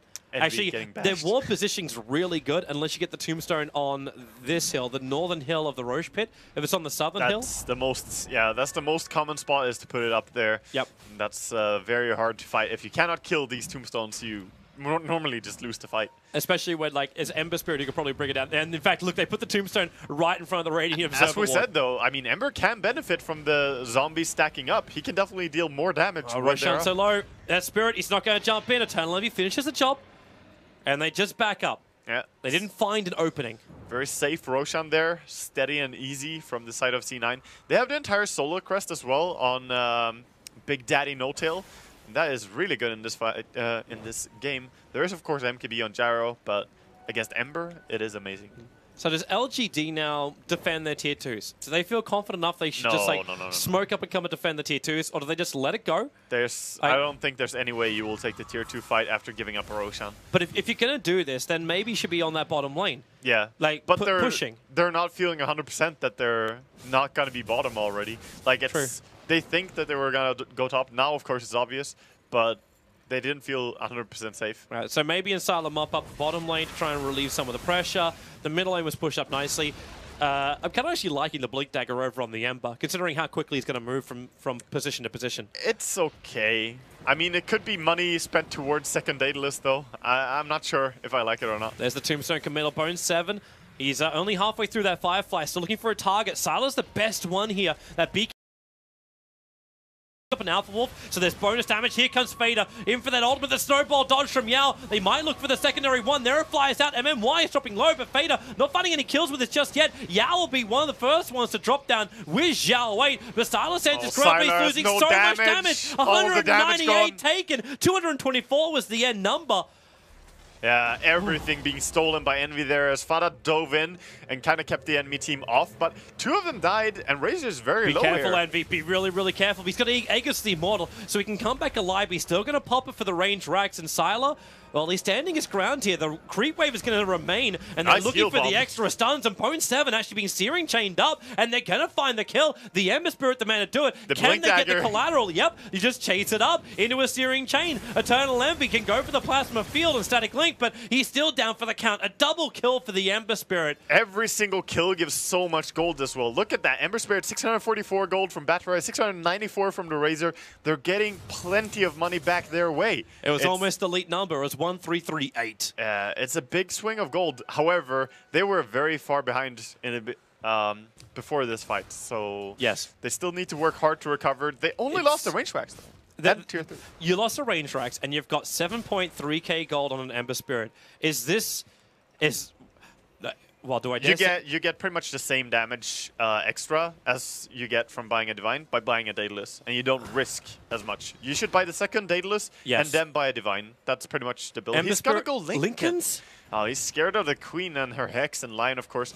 But I worry for his damage, man. I really do. It might also be because of Batrider, in a way. Yeah, I mean, it's a good item overall in this game, but I'm not sure he's the one who has to buy it. You know, Batrider's got his own Lincoln Sphere. Yeah. Anything you could buy, I can buy better.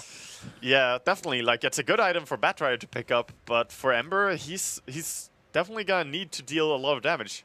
But we focus too much on him. Gyrocopter is starting to become a threat as well. He has the MKB, he has the Butterfly. Yep. He is, at this point, starting to become very relevant. And how's Razor meant to actually attack him? He buys up now an Assault Cuirass.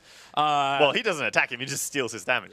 He just links him. Okay, he steals the damage, so he doesn't do anything then. But is there a way to get away from this? Like, wait, where's our 4-staff usage? Where's the Gyro's maneuverability? Is it coming from the supports? Like, you got 4-staff Glimmer Cape on one, and you got Yule Scepter, Mech, Arcanes on the other. Yeah. It might be worth a second 4-staff over on Zhao 8. It might be. It could be. Either that or... Wait, can you Lotus Orbit? Lotus Orb what? Lotus Orb Static Link? No. What a shame. Static Link will persist. Like, even if you snowball, it's going to persist. You just have, like, the double link. Yeah, it's just going to go in there. So we just go, like, full cross the streams. Dude, you can get imprisoned into another world, and the Static Link is still going to be like, I know where you are. I got your address. Looks like LGD. A bit more of an aggressive movement up the mid. But to really what avail? Like, Cloud9 keep 3 on the defense. You've got Notel just limping himself around inside the jungle. And Fade has managed to wait so long that not only is Refresher Orb coming off cooldown, but he's managed to farm 3.5k gold. And they're grouping up together. It's a 5-man smoke move. It's the smoke time. They're going now. C9 looking to be the initiators again. It has been going really good for him when they get the initiation. Hey, they dropped the drums. So, okay, so maybe actually left his drums behind. He left the drums, yeah. So he has a TP scroll. He's playing against C9, the constant reminder, carry a TP scroll. They just saw all of C. Oh, he jumped at the Spirit. Maybe. Whoa, whoa, whoa. That wasn't intentional. He went to the Spirit back in the middle lane. He's not on the top lane at the moment. Well, he got scared. He just felt this is not where I should be. That Observer Ward from NoTal is the perfect position. They're watching LGD inch forward, and then they have another Observer Ward on the high ground. Yeah, and right now it's very, very important. The initiation is everything. They still see him. Here comes Bone 7. Glimmer Cape, he missed the he actually missed the lasso. 4 stops away, realizing it wasn't going to work. He gets the BKB, and now the Lincoln Sphere protecting Sylar of all people. Snowballing in after Undying Fader, trying to blink further away, and they get the stun and the burst damage. The Tuskar will drop. Eternal Envy. Okay, that Laguna play didn't really do much. And Envy, they just run away. Glimmer Cape it up, but the blinking from Fader. He'll actually use his refresh so he can blink away again. And Sylar drag back in. They shallow grave him up. Envy so low, maybe try and rip him apart. They brought down Envy. Sylar still so low, finally dead for the cause. The Fader, how big is that cause to him? The BKB will wear off. Ember and the Ember Spirit jumping in deeper. The Blink Dagger up. He gets a Searing Chase, the 4-staff. NoTal trying to buy himself some space to actually get the Glimmer Cape off, but he'll still end up dying. Meanwhile, Home in trouble. The tier 4 towers dropped, but that's all that was lost for LGD. Yeah, very even exchange there in the end, losing Razor and Undying for the Gyro and Tusk. But okay, this game is one of the games that's actually starting to convince me of the usefulness of having an Ember Spirit. He's playing it very well, and he's doing a lot of damage in this fight. So much money from these fights too. Like, where is the death on Maybe? It doesn't exist. He's up to 6k gold again. He's been surviving a whole lot. The Blink and Lincolns has been doing a lot of work for him, and his damage is still there. We could see how quickly he makes work of even a Solar Crest Undying, who normally could be very, very tanky and hard to bring down. Is this still the point, though, where you say a second Daedalus is going to be worth it over a Rapier? That's right. Yeah, Seven is like, am I the one who kills you? Or? Xiaowe's going to find him and just Yules? He, okay, triggers the Lincoln Sphere with the Yules. Bone 7 just trolling around. It's at that point you would actually want the 4-staff. Trigger the Lincolns with a 4-staff, then Yules him up. Look at Queen, pressure top. Someone has to defend, and the tier 1 bottom is not really something they can go for here. It's okay. Like, Xiaowei just buys a TP scroll from the side shop. He'll get himself back. And they're just trying to add as much pressure to the bottom lane to make it so C9 just don't just storm down the mid again. Yeah, their entire push was stopped though, so they're going to have to go back and defend, keep farming up. And once again, we're looking over to the Ember Spirit and seeing like 7,000 gold. What do you do now? And with this item build that he's going for, I still think that he should go for a second Daedalus in terms of just damage output. Yep. He definitely has the survivability and maneuverability. I'm okay with either option. I mean, I would love the Divine as well. I think everyone would, just as a crowd favorite, but he doesn't need to take the risk, so why do it? Same time, we're getting Queen of Pain finishing up an Octarine core. Octarine. So he has lower cooldown now on the Refresher. And of course, just lower cooldown on Blink in general is very nice for her.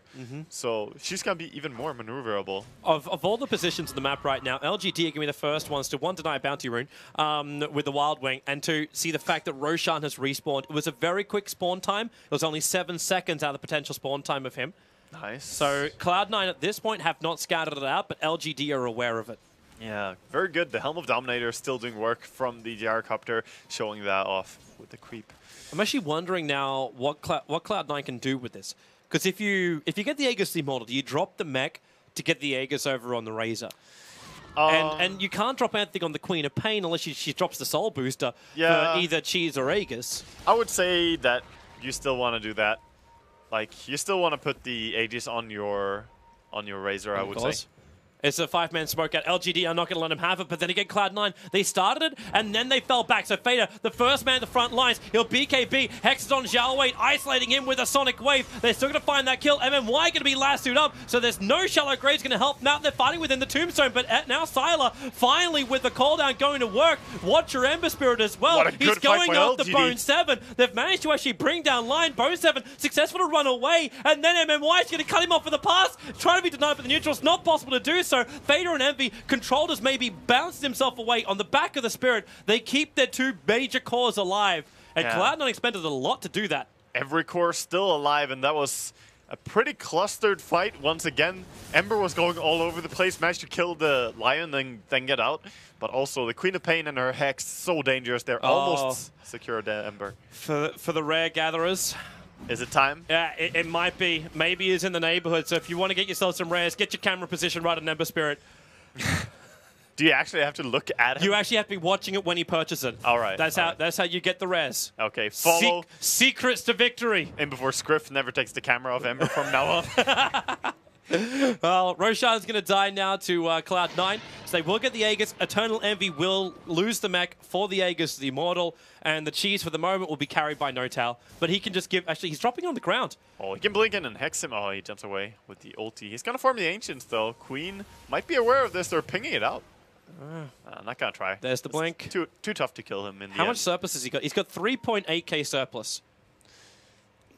What a magical number. What a nice number, Ember. What a very beautiful number. If only I could buy something for 3.8k gold. But more than likely, he could just be looking for a Monkey King bar on the second Daedalus. And he could buy both of those back at base without having to risk losing a Rapier and losing your first game of the group stage. We're about to crack the 1 hour mark, and by the looks of it, he's going for it. This game's still got legs. Is this it? Red time. Red time. 80 viewers. Real men walk here. Okay, they're going for the fight now, and he's hiding his Divine. He doesn't want to show it to lane creeps. Yep. Keeping it secret. Keeping it safe. He's still going to be different. He's still going to be careful. It's daytime.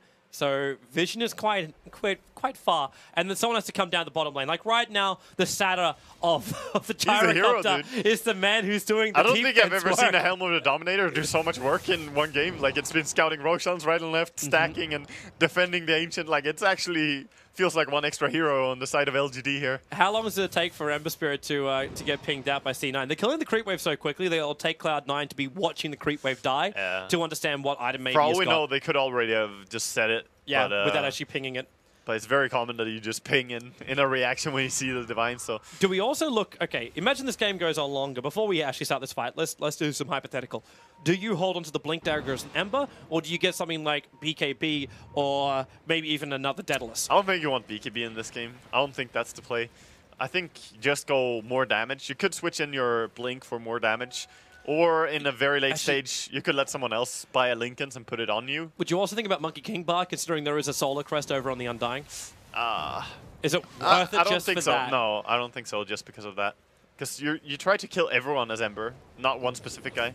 Well, Sleight of Fist, Envy dropped down to half of his life from that. And they also managed to catch Misery out of position. Xiao with the Light Strike Array, Laguna Blade. Well, okay, he died so quickly to the Ember. That was your Sleight of Fist crit coming in there. I mean, Ember is just doing work when he has this Daedalus and Divine. The single target is extremely strong from his Sleight of Fist. Yep. It is really, really dangerous. And if they ever dare to stack up, the Battle Fury is going to remind people that you can't do that. So how does C9 end this? Like, the 5-man movement with initiation to a big fight seems to have been their way before. Can they still do that, or should we look into a split push? I'm not sure.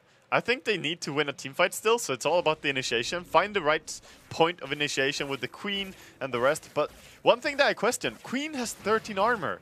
With a full gear cap, she did not go for Assault Cuirass, she did not go for Shivas. Yep. Against this form of physical DPS and a Dazzle, yep. I think they're honestly in a dangerous spot because of itemization. Sure, they have their Assault Cuirass on their Razor, but you definitely need as much armor as you can pump into this lineup. The interesting thing, though, like, if you watch the way Fader plays most of his previous team fights, it's just been this nuke down the supports. Like, he's like, okay, I got to kill Leader, I got to kill Dazzle.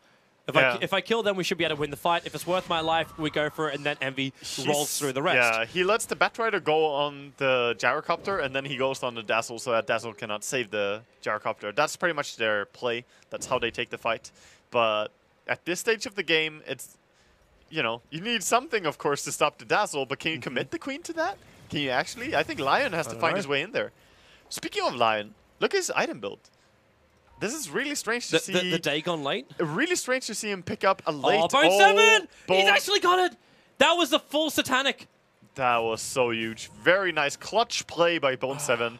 He and saw he it was coming. so close to being punished as well. The hilarious thing is that if you looked at what LGD were doing, like they moved the Courier up so they could see on the high ground. They're The gonna Tusker push. knew he needed to de-ward it out as well, but they still walked up and did it that way. Like you could have actually had the Courier on the left side. They're gonna being more capitalize. defensive. Yeah, they're gonna capitalize on this. Try and go before he gets the Satanic now, because they know it's purchased. So probably no buyback. But the Aegis only has another 30 seconds.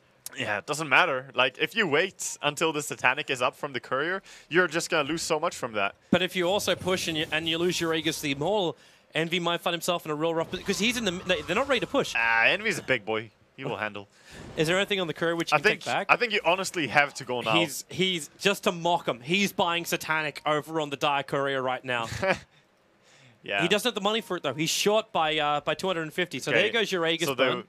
Yeah, they were just waiting for Aegis to be removed and get the Satanic on Envy and then go. Because if you just wait for the Courier to respawn, you're going to lose so much. And right now, look at Gyro. No buyback and still the same items that he has had for the last 15 minutes. But you got Ember with a buyback. I know if he dies, he's lost the Rapier.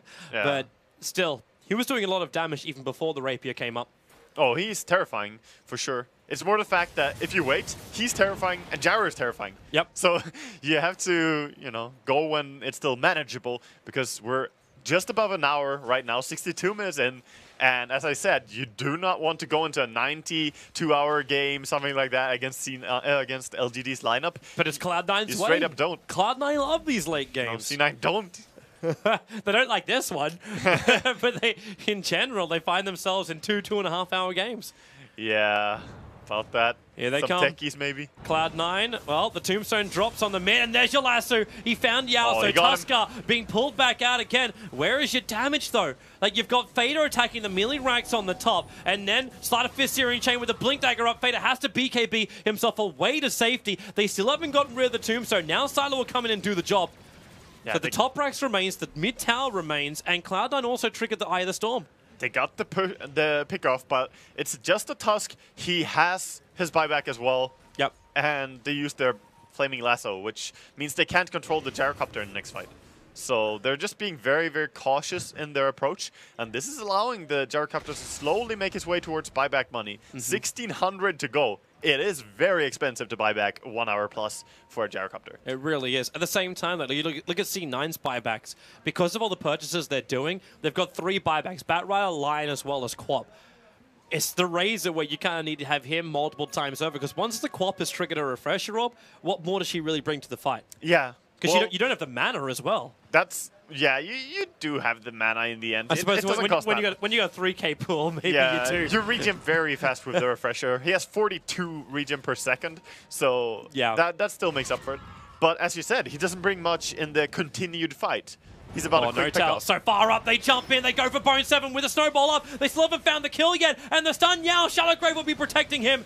The Finger of Death as well as the Dagon wasn't enough to kill off Yao, but Envy's right next to him. The Glimmer Cave forced up away. Yao will survive. They keep the Tusker up, and now Shao 8 Fader wants to throw the ulti out. He'll bring down the leaner, but Eternal Envy still the main man. The front line's in misery. A double stun on Silent MMY. They fall with the Hex, but now Fader under the tier 3 tower, punched up in towards the air and crit it down. 4-6-1. The top racks. That's all you need. Top racks are dying. It's fine. Cardi, is he strong enough? Yao. Okay, Yao's not actually strong enough to fight this. He has a snowball to get away from the rest of the creep wave, whilst Ember Spirit killing up the rest of Cloud9. You might lose melee racks, but you still hold the mid. You're not up against Megas, and the Ember remains alive through all of this. Yeah, they won that fight very convincingly. No buyback as well on Eternal Envy. He bought the Satanic before this, so there might be the knowledge on LGD as well that they're the just 80-second window? Yeah, that's a big window, dude.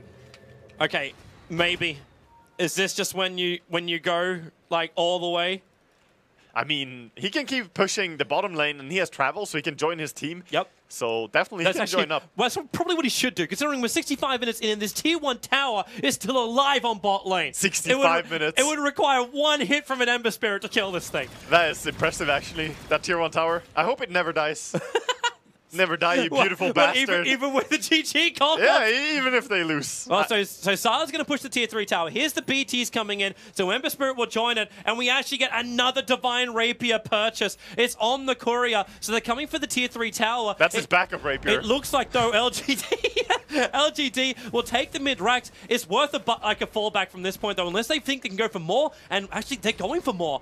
The Lincoln Sphere's going to be triggered now over on the Ember Spirit. They're taking up the tier 3 tower. 18 looking seconds. for the melee racks on the top. Bone 7 jumps in. He drags back Silent. Bone 7! The damage coming in from Ember. Yao will punch him down. The Sonic Wave was nice, but the damage is negligible. They'll actually get even more kills, more time. Envy's alive in 3 seconds. There's your Dagon going to work. Critical item from Misery. But the melee racks, they really want to have this dead. They're taking care of the creep wave and the tower, the racks. Sylar still going at it. He's got to get away from this one. He takes out the melee and then the blinking. Misery, dead and burning right from the Ember Spirit. Fader still on the front line. Sylar and MMY. Where's that Ember? He's running away. He can't really risk coming back in here again unless he loses the rapier. Or do they feel like they can take this? Envy's on the front line. Fader actually trapped. There's no BKB for 2 more seconds. Sylar will drop and maybe, are you still going to stay here? Here comes Tuskar. He goes for Fader, throwing him up into the air. The BKB is up. Snowball protecting. The Sigil still going to drop and he rolls over towards Envy. Blink Dagger, 2 more seconds. Too long on cooldown, but the Shallow Grave from MMY. Ember Spirit back in again. Going for Fader. Spirit Jump. Spirit Ball. He takes it out. Envy will still be tossed around like a rag doll, but maybe he's going back in again. The creep wave actually hasn't ended. Where is he going? He's actually going into a place that is not his own, into the tree line to TP back to base, and he is home safely next to his backup rapier. Yeah, I was actually thinking he was going to the stash to pick on the courier at home. But, okay. You see his maneuverability during that fight. I almost don't want him to drop the Blink Dagger. Yeah. That's doing so much lifting. That's why I was saying, like, he will probably drop the Lincolns before the Blink Dagger in this game and just let someone else buy an extra Lincolns. Yep. Or even the Battle Fury. At a very late stage, it's all about killing heroes. And killing Roshan. This is the first Roshan LGD get to take the entire game. Yeah, if they get this Aegis, this is really nice. Drop the drums on Gyrocopter. I think your wish will be gained, man. That tier 1 tower's dying to just a creep wave in a moment. But Ember Spirit's got to get there. Like, he can Spirit in and he'll find the damage, but who's coming down? No-Tell. He doesn't have Tombstone available. Just throws the ward, so they cannot stop this Roshan. Oh, they will try, though. They know how bad it will be if they don't. They're right underneath an Observer Ward. Bone 7 jumps in. He found Xiao Wei. Started Fifth Syrian Chain, making so he can't drag him back any further. The Shallow Grave keeping Xiao Wei alive. He does have Force Up and Yule Scepter, and with the cooldown, they bought some space. Eternal Envy turns on the BKB and the Satanic, so no extra life steal in a moment. He's trying to get the kill. It's not enough. Xiao Wei, MMY keeping up his captain, and Sylar even in more trouble. They might want to have that. The fight's gone so long. The Tombstone's back off cooldown. Now down the high ground. They need to bring this down. The support's doing the work, so there goes your Tombstone. Eternal Envy, he's gonna drop. Maybe he's here on the front lines. He found the kill. It's a Death Gold. 66-66 going after Big Daddy No-Tell. Throwing him up. That's gonna be Yao doing the work. The more TP support, but it's Misery. Maybe he's hunting him down. Burning him. He'll use the cheese to stay alive. And No-Tell, where is this damage? We're split to 2 different sides. Misery, no, it's a crit. Oh my it was God. almost 2K. 1968 in the crit for that one. Cloud9, they're backing up with their tail between their legs. Yeah, and they have nothing on the lineup of LGD right now. This is gonna be brutal. They have buyback available on Razor. He has to do it here. Can't just let the enemy take your entire base. This will Actually, be it. they have the tier 2 bottom, but they're still just gonna go for a throne here. They still have the tier 1. Oh, they're killing effigies. C9. They're going for the GG push. They're actually using the Void to pick up the gem.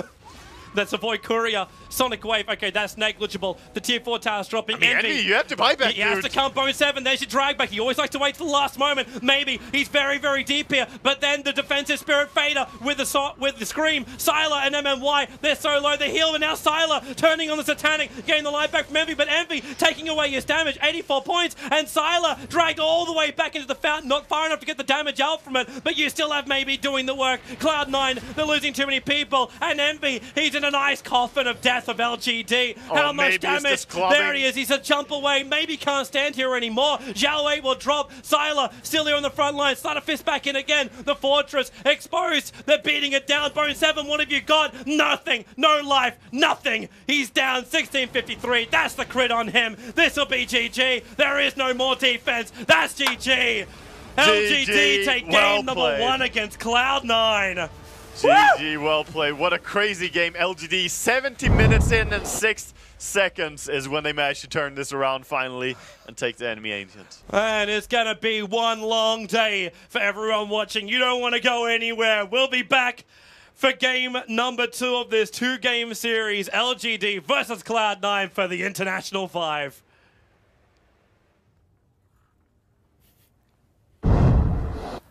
Wow. Holy cow. I mean, a lot going on there, of course. I mean, a lot happening throughout that game. It ended up being a bit longer than maybe what some people expected, given how the first half panned out. But let's hear your thoughts on it. I mean, Cloud9 definitely, obviously, had the lead. They had a very Sin was like, how does Cloud9 always keep finding themselves in this position?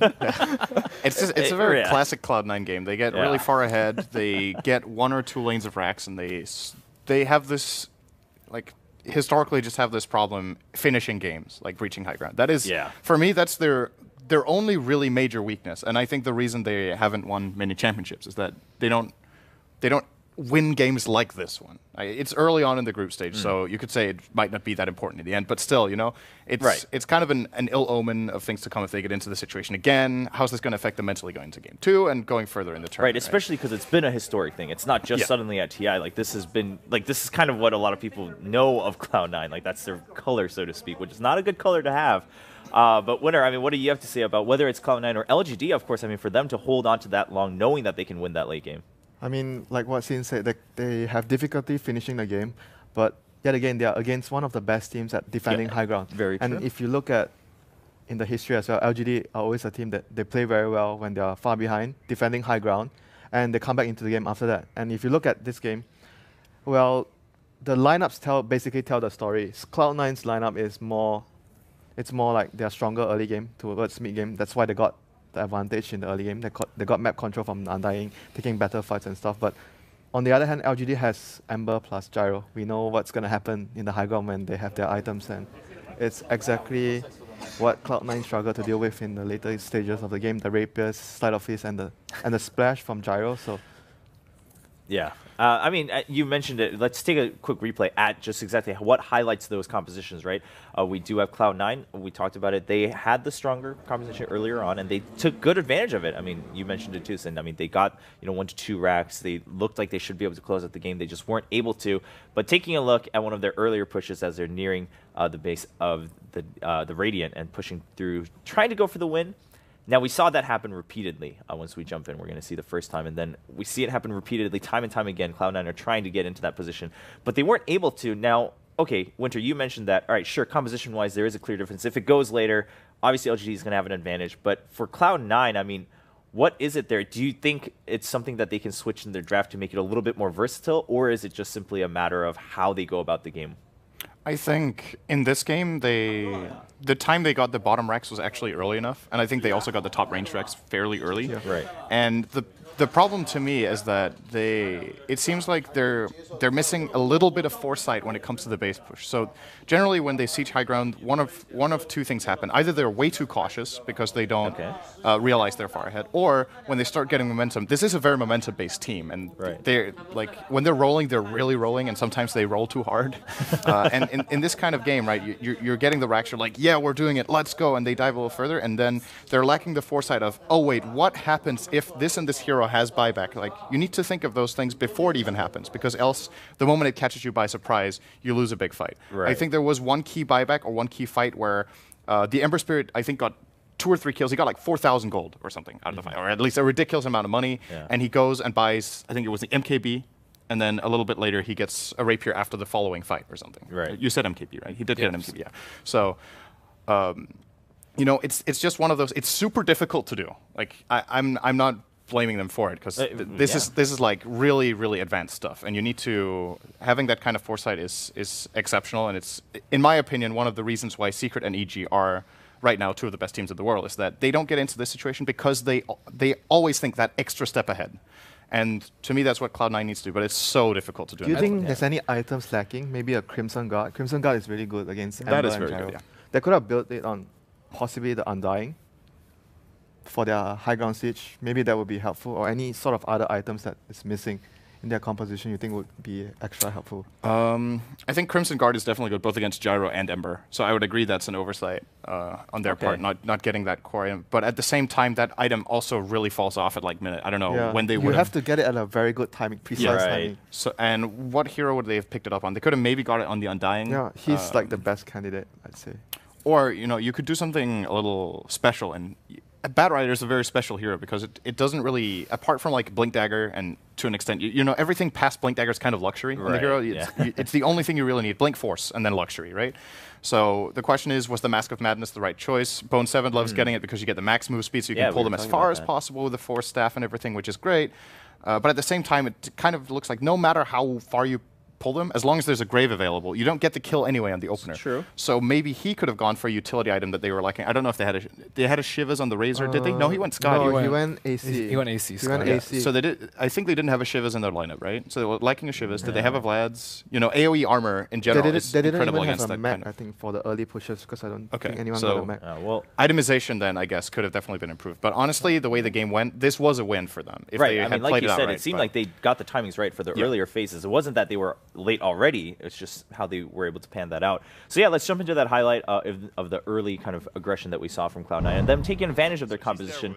As we're looking at this, of course, we're talking all from the point of view of Cloud9 because they had the lead earlier on. But Ben, let's talk a little bit about LGD. I mean, LGD, they ideally want to fight really, really close to their base because then Ember can do so much damage. And Cloud9 actually get baited very, very close to the T4s in the fountain. And yeah, it looks like they're initially winning the fight and people are just melting to EE, but then he's really low and everyone has to TP out in the end. And I think this was their like first major casualty. They could have taken just 2 heroes and the racks and then just backed off. But instead, they really wanted to do more heavy economic damage to Ember, to Gyro, and pursued them into the fountain. They didn't kill them, and they got punished super heavily for it. That was the beginning of the end. Right on. Yeah. So there were fights. I mean, of course, the later fights. I mean, with Ember running amok and pretty much dominating everyone on the side of Cloud9, as long as he was timing his positions right, that's not a big question. But earlier on, I mean, Cloud9, it wasn't just that okay, our composition, we took advantage of it. Their fights weren't bad either. Going forward, I mean, they seemed to have their plays intact. Of course, the shallow graves were a bit of a bane, as you might imagine it always would be.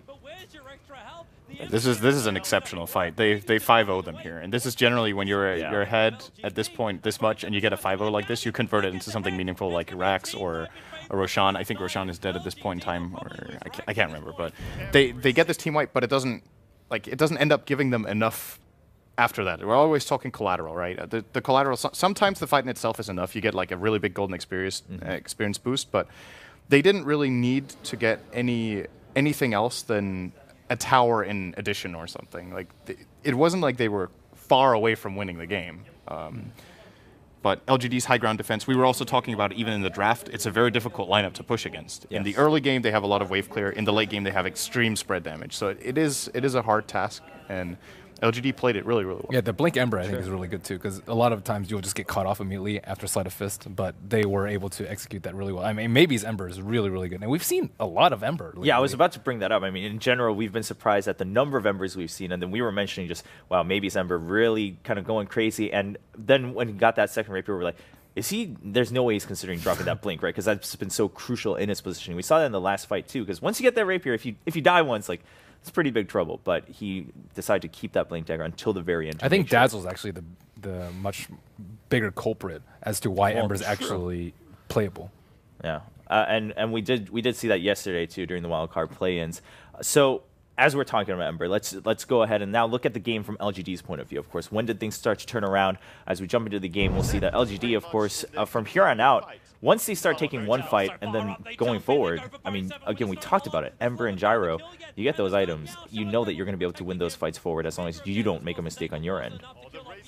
It's just so difficult to push high ground and not take too much damage from the Ember Spirit, and if you're up too far alone, you'll just get bursted down by Lina and Tusk. So it's no easy feat for Cloud9 to push up high ground. I thought their positioning overall was pretty good. Fada has a really aggressive blink. He refreshes, but isn't able to get the blink out here, and this is when Ember and Gyro start to get really scary. I think if you're Cloud9, you're taking a siege like this, there's only one way you can siege the base. You have to start the fight with a lasso and kill someone right away. If the fight goes like somewhat long, Ember casts multiple slides, and there's a second flat cannon. You're not going to win that fight. And we've built up too. There's just so many things that there are so many advantages. They cannot win if the fight goes long. They have to win the fight right away. They lasso and they kill someone. Now, so that's something you guys talked about when we were looking at the draft. Like, okay, well, maybe the Lion can help with that, try to overcome the Shallow Grave and whatnot. And then some of the fights we were mentioning as we were talking, like, oh, that Shallow Grave seemed really early, but that's what they needed to do because, again, the burst was there. I actually think there's one item that might actually be helpful. Since Cinderon was talking about maybe the Mask of Madness was like We're not sure how much he did. The other item that came to my mind was like use. You can actually blink, you lasso someone, you use the dazzle, then you come back up. Yeah, and it gives you movement speed, same like Orchid on the Queen of something Pain. like that. Yeah, maybe Orchid could have been something. really nice actually. That game. Yeah, So but I'm just thinking something from the else, yeah. bad rider's perspective, an item that helps the cause of dealing with the dazzle, and an item that benefits himself. So use is So definitely. him getting it himself so that he's already Yeah. in position The to use the movement speed Yules, is helpful for him, and of course the disable on the dazzle. Yeah, I mean, they have so many escape tools. So they have the Tough Snowball, they have Glimmer Cape as well. I So mean, it's not only. I'm not saying it will definitely help for sure, but right, but it it's a could be possibility, yeah. It could be a good But replacement. now it's sounding like, I mean, you were mentioning this just a moment ago, Ben, that at the bottom of it, Dazzle seems to be the problem. Now, if you don't want to play against Ember, is Dazzle now looking like a hero that you want to start banning? Get Axe. It counters both. Or get X. Yeah, there Or are get counters X. to Shallow Grave. You can also get Ancient Apparition. It's also pretty good. He's just going to shatter immediately after, and if he has like a Remnant out, he's still dead. So there are counters, and these, I mean, Dazzle used to be a lot more popular, and Axe and Ancient Apparition as well. So maybe it's time to start bringing those back.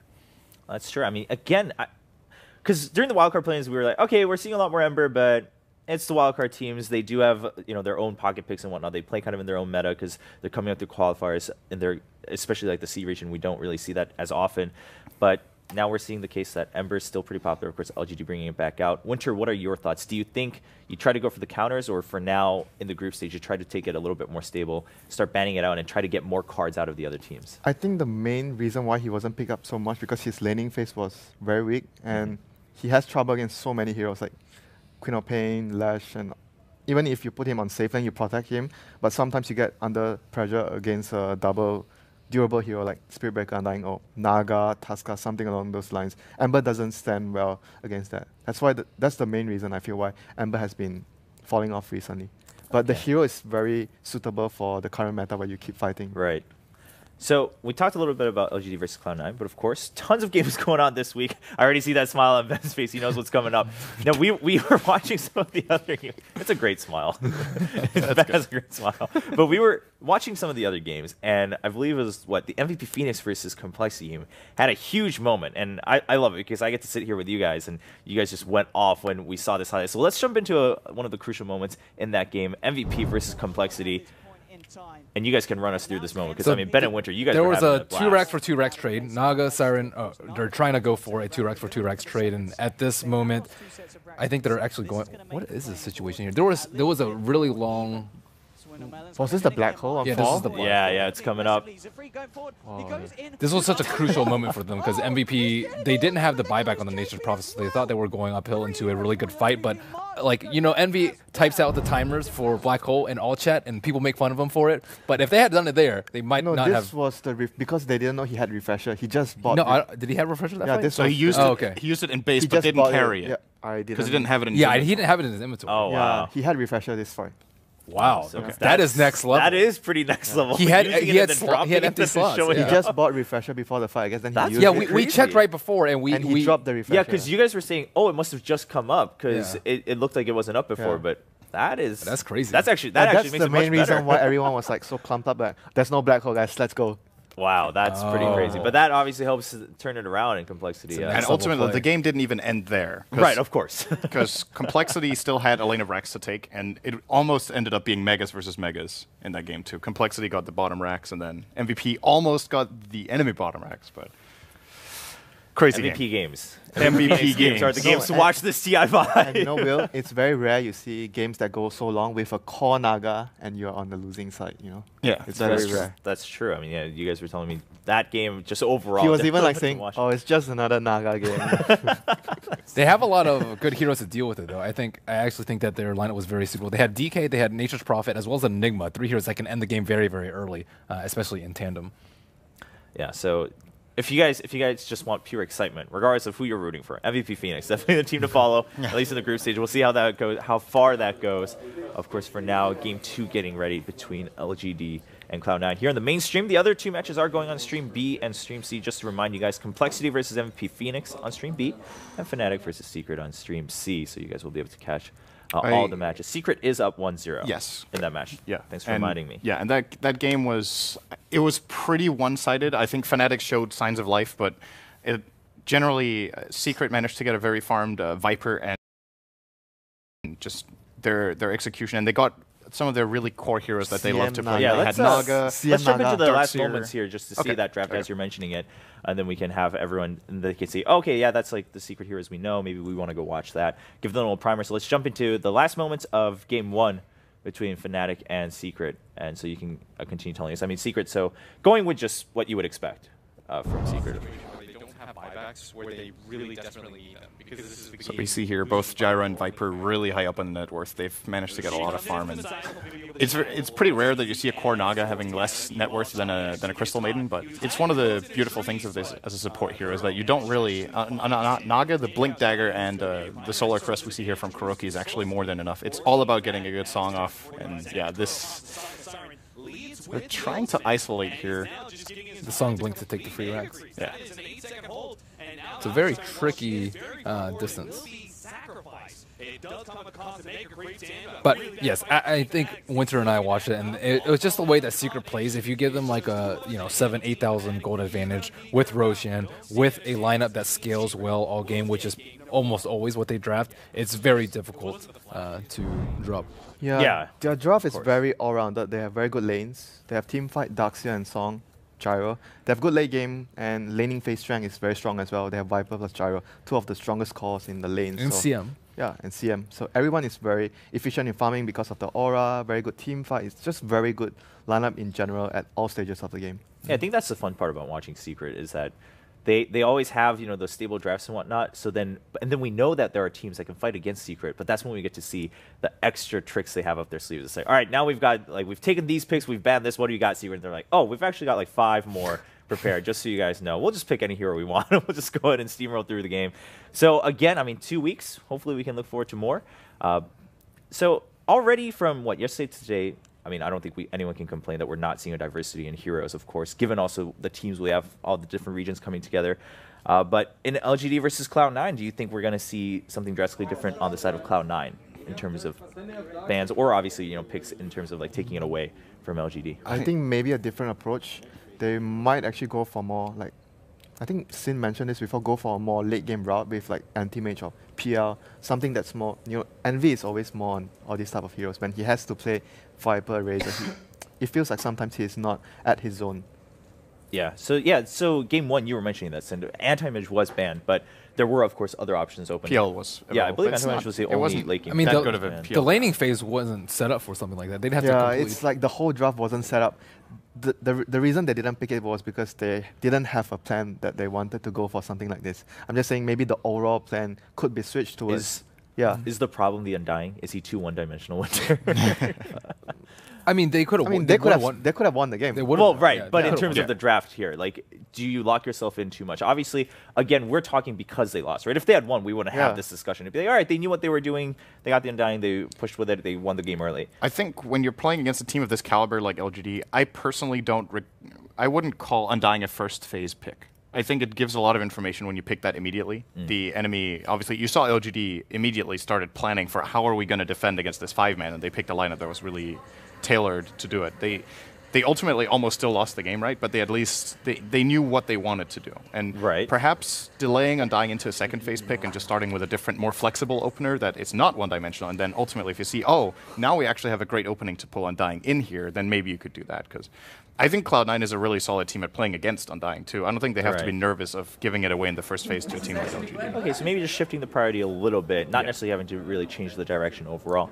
Sounds like a good plan. It looks like all players are ready. We can see them all getting comfortable again. Cloud9 does seem like they had a nice little break to gather themselves, get back into game 2. Of course, best of 2 system, so it is a point system. So if you tie, I mean, that's pretty good. Not only do you get a point, but that's also, you got to start thinking eventually you're denying points from the other teams, right? So you're denying LGD 2 extra points if they get that 2-0 versus a 1-1 score. It really makes me happy to see Pazarel as the coach of Cloud9. He's a really great guy. Goes back very long. I guess you remember that from back when you played the Elder Gods, the very early competitive Dota 1 when tournaments were playing for $200 or the Elder Gods. The Romanian. He was actually one of the first international teams that I played. Yeah, and he was, I think, at one point, TG was actually the best team in the world. Yeah. The Romanian squad with him as, I believe he was the captain of the team back then. Or he was at least one of the players. And he's doing a lot of like Romanian coverage work, behind the scenes stuff, and I guess Now Bone here. 7 recommended him as a coach. Right. Obviously, they're good friends, so For TI. nice to see. And it looks like he gels well with the players as well. It looked Oh, like yeah, for sure. He's keeping the morale high. That's what I got out of that short shot, at least. Yeah, so. oh, yeah. I mean, after the game ended, of course, everyone's a little bit down if you lost, but it does seem like they're ready to climb back into it. So hopefully, if you're a Cloud9 fan, there's something to look forward to. Already, I mean, everyone was talking after yesterday too, like with the base races and whatnot. Always like Cloud9 can just play their own game and they can kind of go with their style and whatnot. Didn't work out in game 1, but we're going into draft of game number 2. Can Cloud9 come back in, tie it 1-1, or is LGD just going to run away with the series here? Do you think LGD on the other side, do they have to worry about anything? Like, do they want to? Because again, it's a long tournament. You don't want to have to show your cards early and all of them in like the first week during the group stages.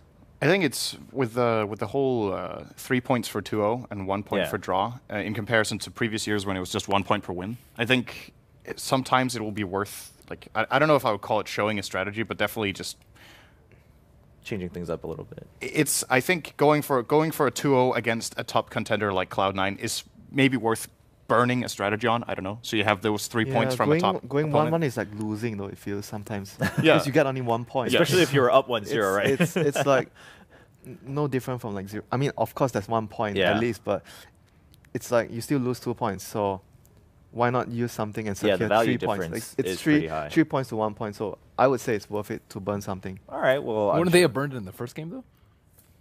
Well, I maybe mean the that's also. maybe I mean the that second depends on game. the matchup too, though, right? If you're confident you can try to get a win no matter what, then you would try just a stable play or what you're comfortable with in game 1, and then once you lead 1-0, you're like, all right, let's secure those 3 points. So that's another thing to consider, of course. Oh boy. So what are we looking at? Oh wow. Oh boy. The blue dude. The blue dude. Okay. Well, I actually didn't imagine that happening at all today. So the reason this hero is valued as high as it is in the current meta, and I'm actually really surprised Cloud9 are giving it a win. They're going to counterpick it immediately. But the reason Leshrac is so good is that he is very strong in lane. He wins most one-on-one matchups mid. He crushes melees. He can harass and sustain against ranged heroes. Like even a hero like Queen of Pain actually on paper loses slightly to Leshrac. So he's a great laner. He's a great mid gamer. He can push with Edict. He now also scales very well into late game because of Octarine Core, which I think he is the absolute best hero in the game to get it on, in addition to Naga Siren. So there's just been a couple of changes that have really buffed Leshrac so much that you're going to see if that hero gets through the ban phase, it's a first phase pick. I think every single game of the tournament, you're not going to see it. Yeah, that's been the case for some time now. So. Mana Burn is the name of the game. Yeah, there you go. We need a cuddle, we need a Nyx. So there's EMP. I mean, it definitely looks like Cloud9 decided, all right, we're going to take this risk. We're going to try this out this time just to stop LGD from getting the 2-0. Yeah, they're like, we can only get 1 point anyway. Yeah, so why not? Maybe. I mean, at worst, like other people expect, it's not something too shocking if you give the Lesh. Obviously, you want to have some counter picks ready, so other teams aren't going to be too surprised by what Cloud9's doing. I want to bring up a point, though, as we go forward. Undying, I mean, ever since yesterday, too, you guys keep mentioning, is it really that much of a priority? Because most teams are now used to it. For some teams. I think depends on who you're actually planning to ban it against. I think especially against the Chinese team, some of the teams might feel that because it's something that they are very used to playing 5-man and they're very comfortable, it's not worth giving away the Undying to them. Unless you're extremely confident, like your secret, you're like, we'll just get Keeper of the Light, we illuminate, we charge the creep wave away, and we just push everywhere, and Undying's useless. All right. Okay, so Cloud9. Yeah, I think the Chinese teams are a little bit weaker in their laning phase and more rely on their mid and late game decision making. And like Undying just covers most of their weaknesses. They're a very early game team fight as well as their laning phase. So. This is pretty interesting because most of the time Leshrac is played as a mid lane core, and they're grabbing Shadow Fiend. So this makes me think that, what's interesting is if you open with a Leshrac pick and the enemy team is like, we have to counter pick Lesh, just put him on support. Yeah. And your two cores are suddenly not countered by Pugna and Anti-Mage at all. And then you farm a Shadow Fiend who has a great matchup against both of these. He has pretty low mana cost, so doesn't care too much about the Nether Ward. Against Anti-Mage, he comes online very early, hits very hard with physical damage, which Anti-Mage doesn't like. And I actually think just from this pick alone that LGD are not playing a core Lesh. Yeah, I think it might actually happen. And you know what? Shadow Demon is good versus Anti-Mage. So they have Shadow Demon Lesher. So it could be something that LGD is looking. And it's one of their favorite, like it's a Chinese type of roamings support. Shadow Demon plus Lesher. Yeah, so man, they are counterpicking with Lesh so hard. I mean, but at that point, right, like, what do you think? I mean, Cloud9, they kind of already showed that they wanted to counterpick it anyway with the Pug Knight and the Animage. Do you think it's just fair for them to just go with it and say, all right, even if we see the Shadow Fiend, we're just going to go with it? I mean, they've first picked Pug Knight before without a Leshrac. Yes, they have. So but it's a while ago. It is a while ago. Pug Knight, right? Yeah, but it's again, the Pug Knight doesn't have to be a core role either. They can just swap it up. And Anti-Mage is a good carry versus in general a wide array of lineups. Yeah, it's not like only good versus Leshrac. So I mean, yes, it is targeted against the Leshrac, but I still think that both teams can make it work. Wow. Well, how can we kill Lesh with our entire? Well, Clock's also good versus Shaker. Yeah. Yes, Right. So, it's a good pick. So it looks like, I mean, both teams kind of leaving their options open, right? I mean, LGD, sure, okay, we don't have to put Lesh as a core. At the same time, Cloud9's like, all right, if you don't want to, sure, we're like super hard countering it, but we can play the game out in different ways. I'm more surprised at the DK ban. Okay, what's going on? Support so Lesh. This is Lesh is I mean, yeah, so now it's pretty clear, right? Support Lesh. And then they're picking an offlane last. I Earthshaker think this is the right call. might be the offlane if they That want is to go a for Shadow possibility. Demon. I mean, because Shadow Demon plus Leshrac Does Yao ever play that though? Yeah, he does. Offshaker? Okay. He does. So they could do it. And you were bringing up what the DK ban. I mean, kind of what stands behind that for Cloud9. Oh, I was you were why the DK ban, because they could have put Shadow Fiend mid to Leshrac mid. Shadow Fiend in the side lane is not terribly strong, and you want to be able to have strong lanes so you can limit anti-mage's farm. I think what's even more surprising is that Quap has been completely ignored, and Cloud9 has stolen Lina from LGD. Yeah, so like a lot of priorities have just completely changed. That in is this game. true. Yeah. I mean, yeah, we've seen a big swap here. I mean, mainly, of course, we're seeing it due to the Lesh. Xiao 8 is really good on Lina, though. I think it's actually really smart to pick that over the Queen of Pain in this particular game, because fitting in Queen of Pain and Shadow Fiend and Leshrac is not going to be terribly easy. Seems like Cloud9 thinks that the Lash is still a core. They're taking out the IO. Or they're expecting it to be a core shaker. And then they want to remove Wisp Gyro. Yeah, as well. Okay. So Cloud9 still technically needs, if you consider Pug Knight support and Lina as a core, so they still need another support. Right. It could also be support Pugna Lina, and then they can still get the Quap Ben was talking about. I actually think that would be a pretty nice choice here. Because they need... The clock is going to set the force the fight to start with hookshot, and then they can plant down the Nether Ward. And then if Quap can take all the enemy heroes down to say half or a third health maybe, and with the a bit of luck, mana void the Nether Ward can actually put so much pressure on them. And that mana they void can't will cast kill their stuff spells. as well. So yeah. Okay. It will make Cloud9's draft pretty one-dimensional. Right. I was just about to mention that. Like, doesn't that kind of lock them into just hoping for that to happen? Yeah. Like, that's what their one dream. But I'm still slightly worried that almost no matter what they pick right now, they kind of have to play, Anti-Mage gets space, and then the other 4 heroes need to be able... you're looking at LGD's lineup and you're imagining what 4 heroes can actually fight those 4 heroes right now from Cloud9's side. I still think they have really strong lanes. I definitely don't think it's one-dimensional. Like, Anti-Mage is a pretty good matchup versus Shaker. Lina has a good matchup versus almost everyone in mid. Clockwork's really strong at... Oh, yeah, for the lanes themselves, sure. Yeah. But if you look at the overall game plan, it's the options this lineup of Cloud9 I mean, LGD also doesn't have really good catch. They can just, apply pressure on multiple points on the map with Pug Knight and Anti-Mage with a threat of Clockwork always hookshotting in. So Winter, what do you think? Do you think then that's something LGD should consider? In I terms think of rounding that out? You mean so Ben was just mentioning, well, LGD doesn't have that much catch. That's what's making Cloud9 also more versatile. Yeah, but at the same time, I feel if you are going to run Lash as a support, it's very important to have a right partner to it, like something that can allow you to gank. If you're going for Shadow Demon, obviously you still don't have that good of a catch, but you need to somehow compensate it with another hero. Like maybe someone gets a Hex, or maybe like Earthshaker gets an early Blink. So that's going to be your catch if you're going to go along that route. So, I mean, you have to balance things out between the other heroes with items. I think it's so risky relying on Earthshaker alone versus a Clock. Yeah, I mean, it's their lineup, though. If you are running a support Lash, you're not going to be expecting a Hex from him. I like the Shadow Demon a lot, though. Yeah, me too. I think it's good. All right. Well, Rubik was the selection for Cloud9. There's a couple of good spell steals. Fissure is obviously great.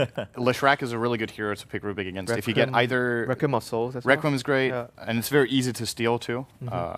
Split Earth and Lightning Storm are both incredible on Rubik. Having a 0 cast point Split Earth is absolutely gone. I mean, not only that, his Null Field is really, really good for Sir. Null Field is great too. But most of the time when we see Rubik's support played, he either goes 4-4-0 or you get at least 2 points in telekinesis. So the time you get null field up to level 4, you're generally like 25 minutes into the game. And then Think of all the magic resistant anti-mage will have, though. Oh, that's the Just plan. think about it. and then And then you get a decrepify glimmer, him. and then you get a glimmer kit. And a pipe on him. Oh, wow. That is absolutely horrible. I like how he builds everything up. Yeah. I think so. LGD will okay. Okay, All right, Bane. that was not what I was thinking. But that's still a good partner with Yeah. the Lash, and it's very important where you have someone to set up so you can gank with Lash early on. So there might be a lot of smoke gangs. I mean, it's difficult to play against Bane and Rubik and Clockwork, though. Like, it's I think it's a very risky pick. Yeah, For the Bane, but for I the Bane. still think it's important for them to get someone to set up for the split off. And Bane in team fights is good against mobile carry like anti-mage. So True. I mean, it's hard to execute, but it's something they need against anti-mage. Okay, so I mean, at that point, it's just what you needed. It's not Yeah. about the matchup anymore. This is something we've always come back to, right? It's like, all right, at that point, you focus on what your team needs. Try to play it out. LGD, they did take the first game, so at worst, they tie 1-1. It's not like they're going to get 0 points. They're getting something out of their very first game. Cloud9 now fighting to tie this up, make sure they can secure 1 point before they go on to their second match. Obviously, you want to open up TI5 with 1 point on the scoreboard. It feels nice. LGD going for the 3-0. If so, I mean, people putting LGD in the top 3 doesn't look too bad. So let's jump into game 2 and find out if Cloud9 can fight back. Yeah.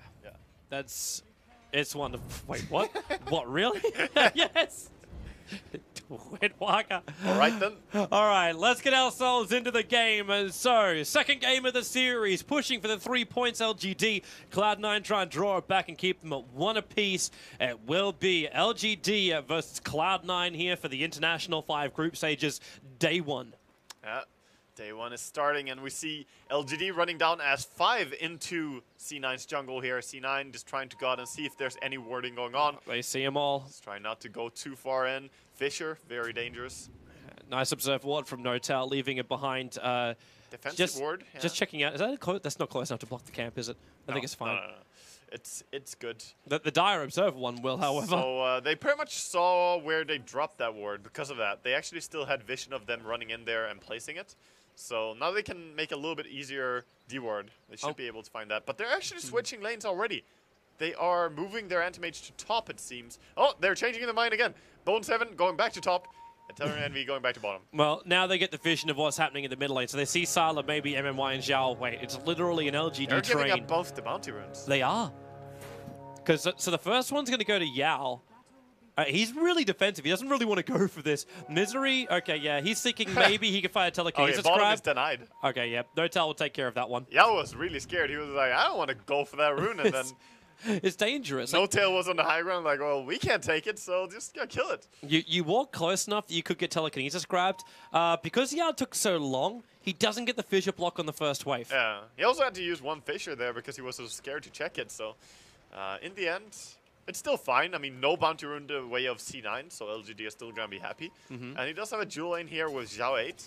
So his lane is pretty strong. Zhao 8 will harass against the Pugna. And how's this top lane then meant to work? So you've got MMY. Do you just like Nightmare into a Rocket Barrage? You even get aggressive like that, knowing the Bone 7's... Well, you don't know he's only got cogs.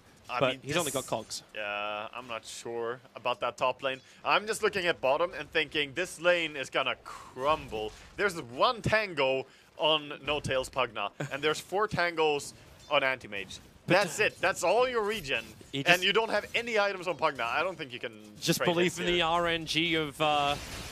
I mean, one, the lightning not hitting Eternal Envy, and 2, the PMS. You're going up against 2 salves, clarities, and 7 tangos. They're getting aggressive. There's already your first stun out in Envy and Notel. Yep, they go for the second with a Split Earth. I dodged it, at least, very nicely there. And meanwhile, on top lane, yeah, just looking at it, it's just seems like they can't really stop the Gyrocopter from farming either. So the 2 lanes working out really beautifully on LGD, so that puts a lot of pressure over on Fada. He has to do well on the mid lane. It's very difficult though, because he hasn't stopped the SF from getting early CS. Like it's 5-0. The SF's already managed to pick up a bottle. 2-minute rune controls can be really important for him, but at the same time, look where Misery's moving. Yeah. He's coming in to try and find the gank from up in the Dire jungle. In fact, the Courier snipe, he's in the perfect position for it. With boots first, the Courier down, run you catty cat. Into the trees and away to safety. He juked it, and he finds the S4 rune. Beautiful.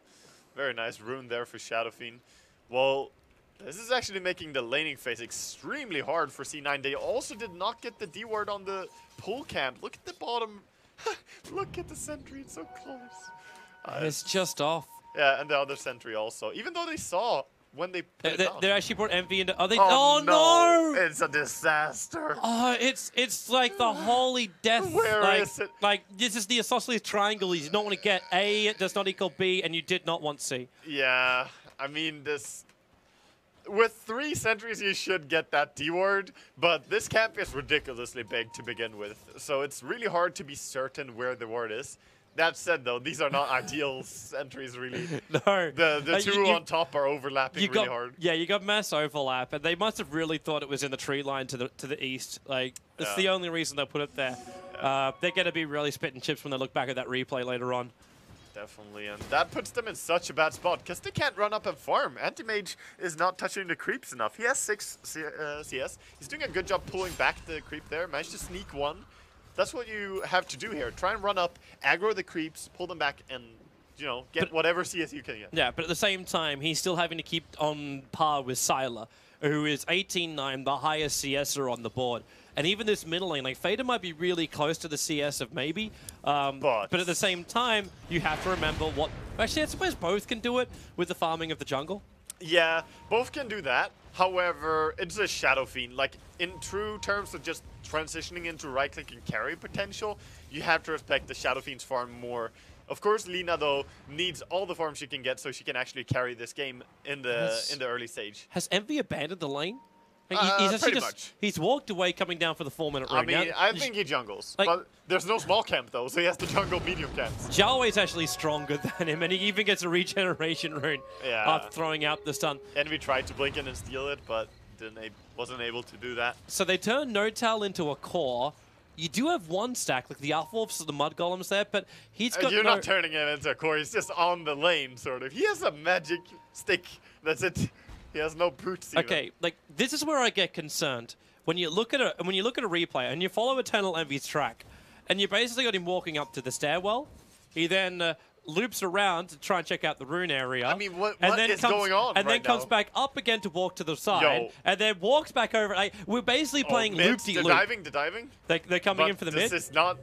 That's not the play? No, because Yao's got Fisher, and TP support should be available. Misery underneath the tower. In comes the Bane as well. He's not close enough, though. They need to lock him on the other side. Yeah, they didn't get him there. And they're 3 heroes, so they're pretty strong. I think LGD just needs to back out here. Cannot go in. But I think they're in this stage where, you know, a wise man or a crazy man once said that when a game starts going like this, he just tries to create as much chaos as possible until no one can understand Dola. That's pretty much what you have to do at this stage. They are having 4 of their heroes at the bottom of the CS list. When the Bane is over your anti-mage in last hits, that's when you know. Yeah, you're having significant troubles here. Misery's going to make a move down to the bottom lane. They have dropped down the Nether Ward, but Xiao Wei, like, you'll get a little bit chipped when he throws out the lightning, but then he moves deeper inside the tree line. He's actually holding clarities as well for Yao. Yeah. Oh, he might be... available, you're always going to get a little bit more space. Okay, maybe not this much space. And now the TP support arrives in. The lightning's slowing them down. Look for that strike stun. They get the hit over on Misery, and Notal doesn't want to run away from this one. It's Scrap will do some work, but in comes Sylar. Not 1, but 2 to pick up the double kill.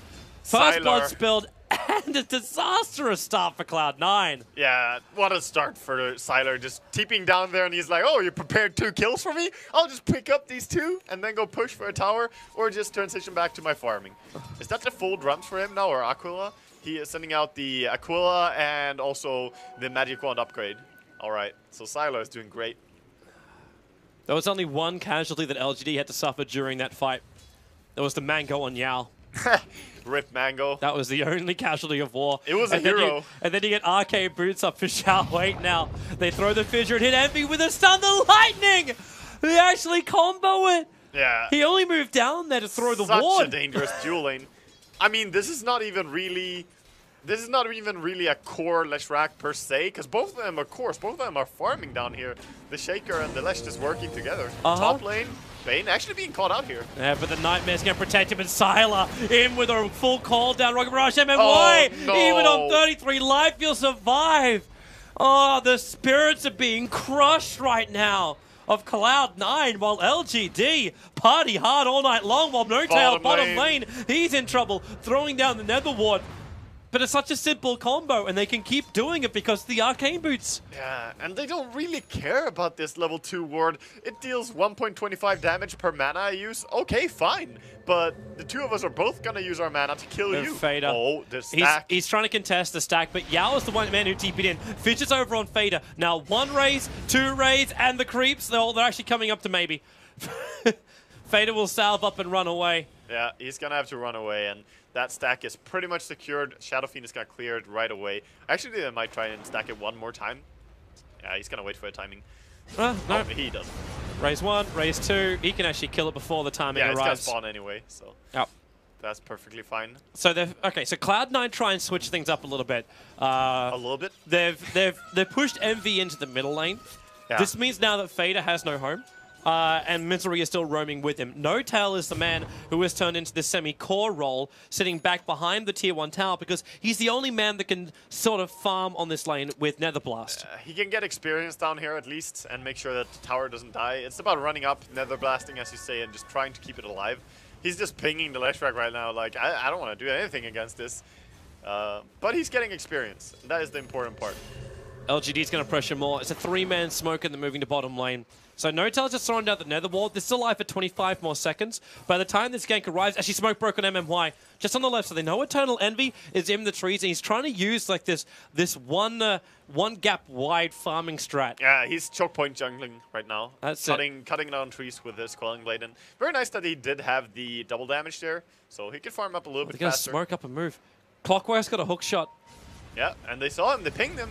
Not going Xiao right away. They do not want to go in on this one. MMY is still here, and he's going to Nightmare over. Actually, he Nightmares up and keeps No-Tail out the fight. So Leshrac will end up dying here. That's and with 2 kills. Laguna Blade, yep, they get some revenge.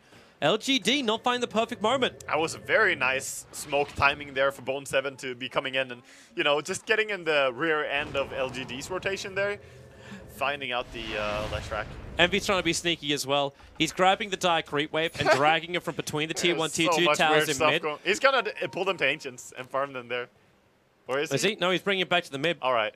All right. I think initially he was looking to maybe just not want to give him this room. But I think initially he was just looking for more damage on that Tier 1 tower in mid. It's pretty low as it is. Yeah, he just wants any gold he can find right now. He's scrambling to find anything. Man. Poor man Envy just running around. Meanwhile, I feel almost equally bad for Big Daddy No-Tail just sitting on bottom lane because you know they're going to come down here again. The Leshrac is not going to switch lane until this tower is gone. So farming on the lane right now, very dangerous. Schmuck time again. Fisher is going to lead up. Yeah. This is going to be a kill. And No-Tail's got no Nether Ward down, so there's Fissure 1, Stun 2, Brain Sap and Lightning, and it just looks easy as pie. Fisher from the smoke, as it has such a long cast range, it's, you know, if you just stand on the lane, you're guaranteed dead. Meanwhile, Sylar playing very careful top because he doesn't know where most people are right now. So that means that Rubik is actually being able to lane a little bit and getting closer to level 6. Sylar's probably going to protect himself. If he dies, that's a lot to be given over.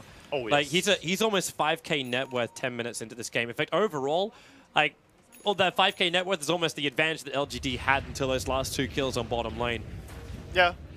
I mean, the advantage right now is pretty much gonna increase as well because they didn't take a single tower until just now, and they will start making the rotations from tower to tower. But that also gives Envy a chance to start running around in the jungle and farm. Well, it's nice the Clockwork now has a Blade Mail, but there's not much to go with that. Like, Brown Boots Blade Mail, it's the new fashion, dude. Yep. I mean, I would like to see a magic wand with it as well, but if you gotta get your Blade Mail early on Clockwork, do what you gotta do, because Blade Mail is core for this hero, so extremely core. Now he can hook in and know he can punish Shadow Phoenix. There it is. Goes on maybe, but the Fissure actually off target. Doesn't really get the sun in control. They Nightmare on the SF. Actually evaded. He just evaded Laguna? Yeah, maybe. Throwing back out again. The call down from Sylar and Bone 7. Fiend's Grip, No-Tail trying to give the life, but it's not enough when Yao jumps in for the Echo. They've lost 2. They're going to lose 3 here. And they actually keep Misery alive. Potentially could have gone for 4. Envy jumps in. He actually, well, actually doesn't find anything. He man breaks us some decent damage, but the SF was the only casualty of war, and that was dying to the Pugna. That was so beautiful play to the leader. by Mama, yeah. Going in there and getting the Nightmare on the Shadow Fiend as the Laguna King. Just perfect. Like, could not have been better. And MMY, take my energy. You're doing beautiful, beautiful work. Yeah, truly. And deny attempt? Oh, that was so close by No-Tail. They actually pulled out a little bit early there, LGD, but Sylar stuck around a little bit longer.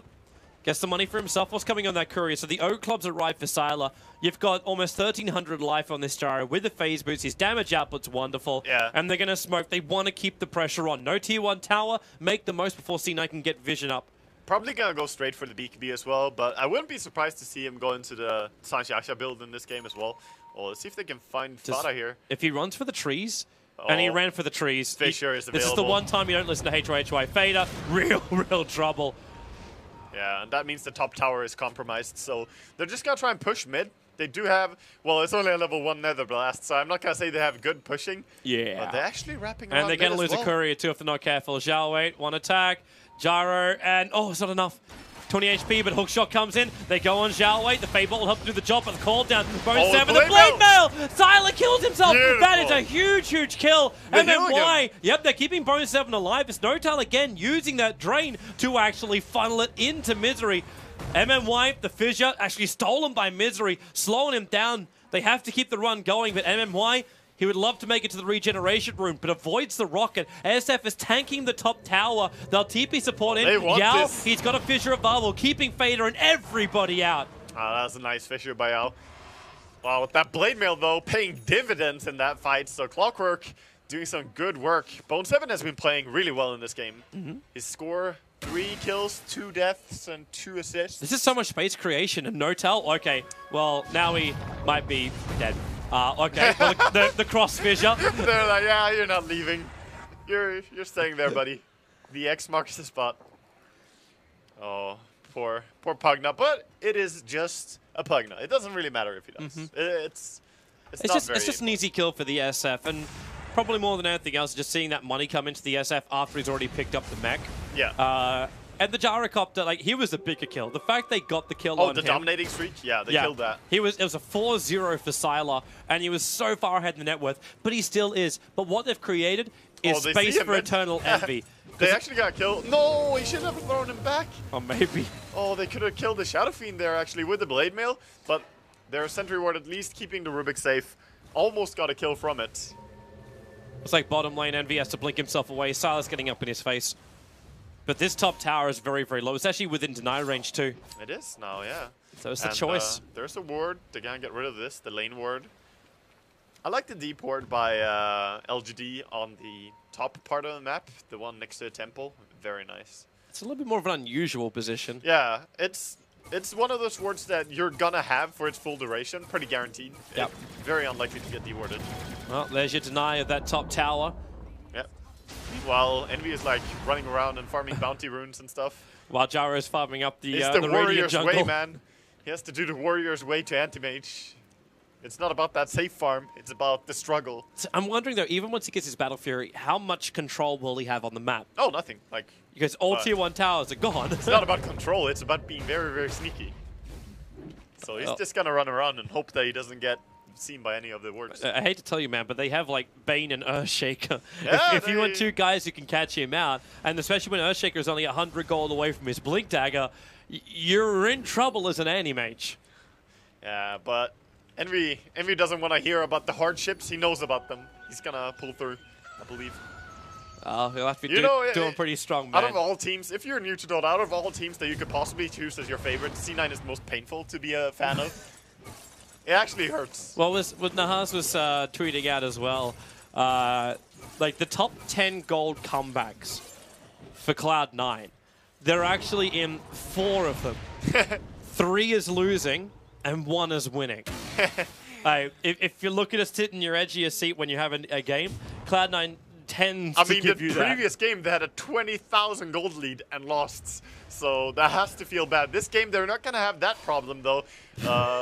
So maybe it works the other way around. Very true. It's because LGD kicks in early. Now you actually get double Blade Mail. So both Fader as well as Clockwork have picked up the Blade Mail. But at the same time, I'm looking at a Gyrocopter almost fishing a BKB.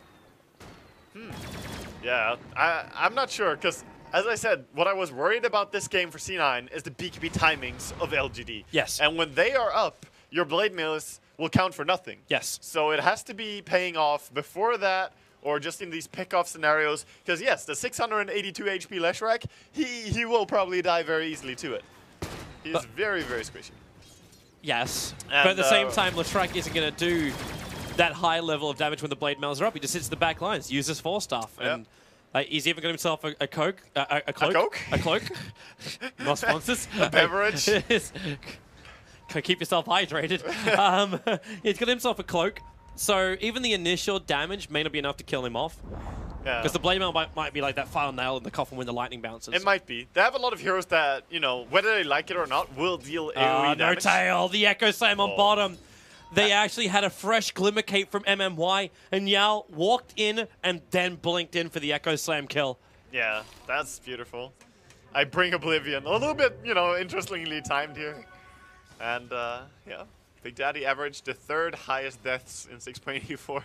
Poor boy. That's a really sad stat. Like, come on, Nox. You meant to make us feel really happy about life and everything. Zhao Wei hook shot up. That Glimmer Cape from MMY. They weren't seeing him there. The Nightmare on the Clockwork. And they could just wind up for the Requiem. Or why not when you got double raises? The Blade Mail went off, but after the damage was done, like one last hit to kill him off. They don't get the stun over on Misery in time. But now that you've got that kill and you've got a lot of people on top, in fact, the entire team, just go for the top. And Zhao 8 also showing that he doesn't need HP if he just is quick on his Force Staff. He got away, took no damage, and he can also use this item, of course, to defend his teammates against the Clockwork Hook. Having a quick Force Staff against Clock is super important. Is Cloud9 going for a Roshan? Like, they're three-man smoking. No, they're losing tier 2 tower. I don't even think they can kill it. No. This is a Roshan they're gonna heal the anti-mage. Okay, they can do it, but this is the gimmicky Roche. The most ultimate YOLO play. If you're ever behind, the normal rule is go and try and take Roshan. They can do it. But Misery's also pushing the bottom lane, so this is going to force a TP in from Sylar. Now, everyone's missing from the map. LGD are probably sitting there going, why are they not defending top tower? What could they possibly be doing where right now? are Cloud9? Like, if you go the normal trade-off, it's Roshan for tier 2 tower I mean, this is really smart. They're getting something very, very high value here. So as much as we're laughing, this was an amazing play. Can they get out? Like, that's another question. Oh, you're going to blink away, up and away. Fader, however, will not be so lucky. Turns on the Blade Mail, the call down. He doesn't have mana for Laguna. And in fact, Sylar, just in case, triggered the BKB anyway. They'll find No Tail in the trees. The stun from Zhao Wei will catch him out. So they lose 2, but for the glory of Envy, you now have an Aegis the Immortal, and he lives to farm another day. Yep, that is the case. They're gonna have to rely on Envy in the mid to late game. Envy playing some 1 Protect 4. And that worked beautifully. They got the Roshan. Sure, they died a little bit, but it's still better than what has been going on until now. True. And now they have Aegis. I can't debate that. And if Envy can get himself bigger, if he can... Like, okay, this is the point where maybe we should start looking at the anti-mage of Cloud9. Does he still have to go into a Manta style, looking to burn off the mana of the Leshrac early on? Is he even a concern, or do you go for the BKB? He's going to find Zhao Wei, and a very quick movement away. Envy into the trees, tries to hide 1 second till blink. He'll move up, going up even deeper into the trees on the northern side. The Blink Shaker? He's got blink in 1 second time. Now Envy has a TP scroll, is refusing to use it, while Bone 7 destroys the tower. Yao actually goes and fidgets over on Bone 7. He does have Echo Slam, and that might... He can't get close enough. The cogs are blocking him. He can't reach him. So after Fisher comes out there, he's like, yeah, safe TP. And they do get out. They're wasting time of LGD. So very nice. They're moving around them, TPing down to keep farming with the anti-mage. He's actually catching up to the net worth of both SF and Jaro. He definitely needs to go Manta style in this game. Like, you're not no relevant in team fight. You can go for the Vladimirs first, but I think you have to go... You're going late game in this. Like I say late game. Like the rest of your team puts you up for a good mid-late game. There's no game when you don't want to have a Manta style and anti-mage. You always want it. Definitely against heroes like Leshrac, He bought a Vlad's Shaker. recipe. Yeah. He bought a Vlad's recipe. It's just because he realizes if he goes Manta straight away now, he probably still won't be able to fight. So going Vladimir's lets him keep farming a little bit more. Envy, they caught him out. The Echo Slam and the follow-up stuns. It's not just one. It should be two with the lightning from Zhao Wei reaching him. The Agency model, it's a Fiend's Grip from MMY. You thought maybe a second life was enough to give you space. It will not do so, though. And he was 200 gold away from the Vlads. Yeah, that is unfortunate for him. And of course, this tier 2 tower looking very compromised right now. Gonna run up and put down Nether Ward. Are they gonna try and defend it? Maybe. Well, there is that Nether Ward down. They're still thinking about it. A lot of spells were committed to kill Envy and Bone 7 there. If Bone 7 respawns, they can fight. Well, they can just do it with the physical damage. Maybe he's got a double damage rune on this SF. Okay, they're just gonna let him. And they triggered the mech early on the Fissure. A 3-man stun from Yao. He caught the line perfect. And Misery being brain sapped up after being Nightmare prepared. And Sylar, well, okay, Rocket barraging Bone 7 with the BKB. The cooldown is going to connect, and he doesn't take the damage. Actually, he does take the damage from the second rocket, but he's back in the safety of his base. And with the Misery buyback, C9, LGD back out. C9 just has to invite LGD to return the favor, you know? Like, have you seen our Fountain? Have you met Fountain? Okay, they're gonna back out. Match made in heaven.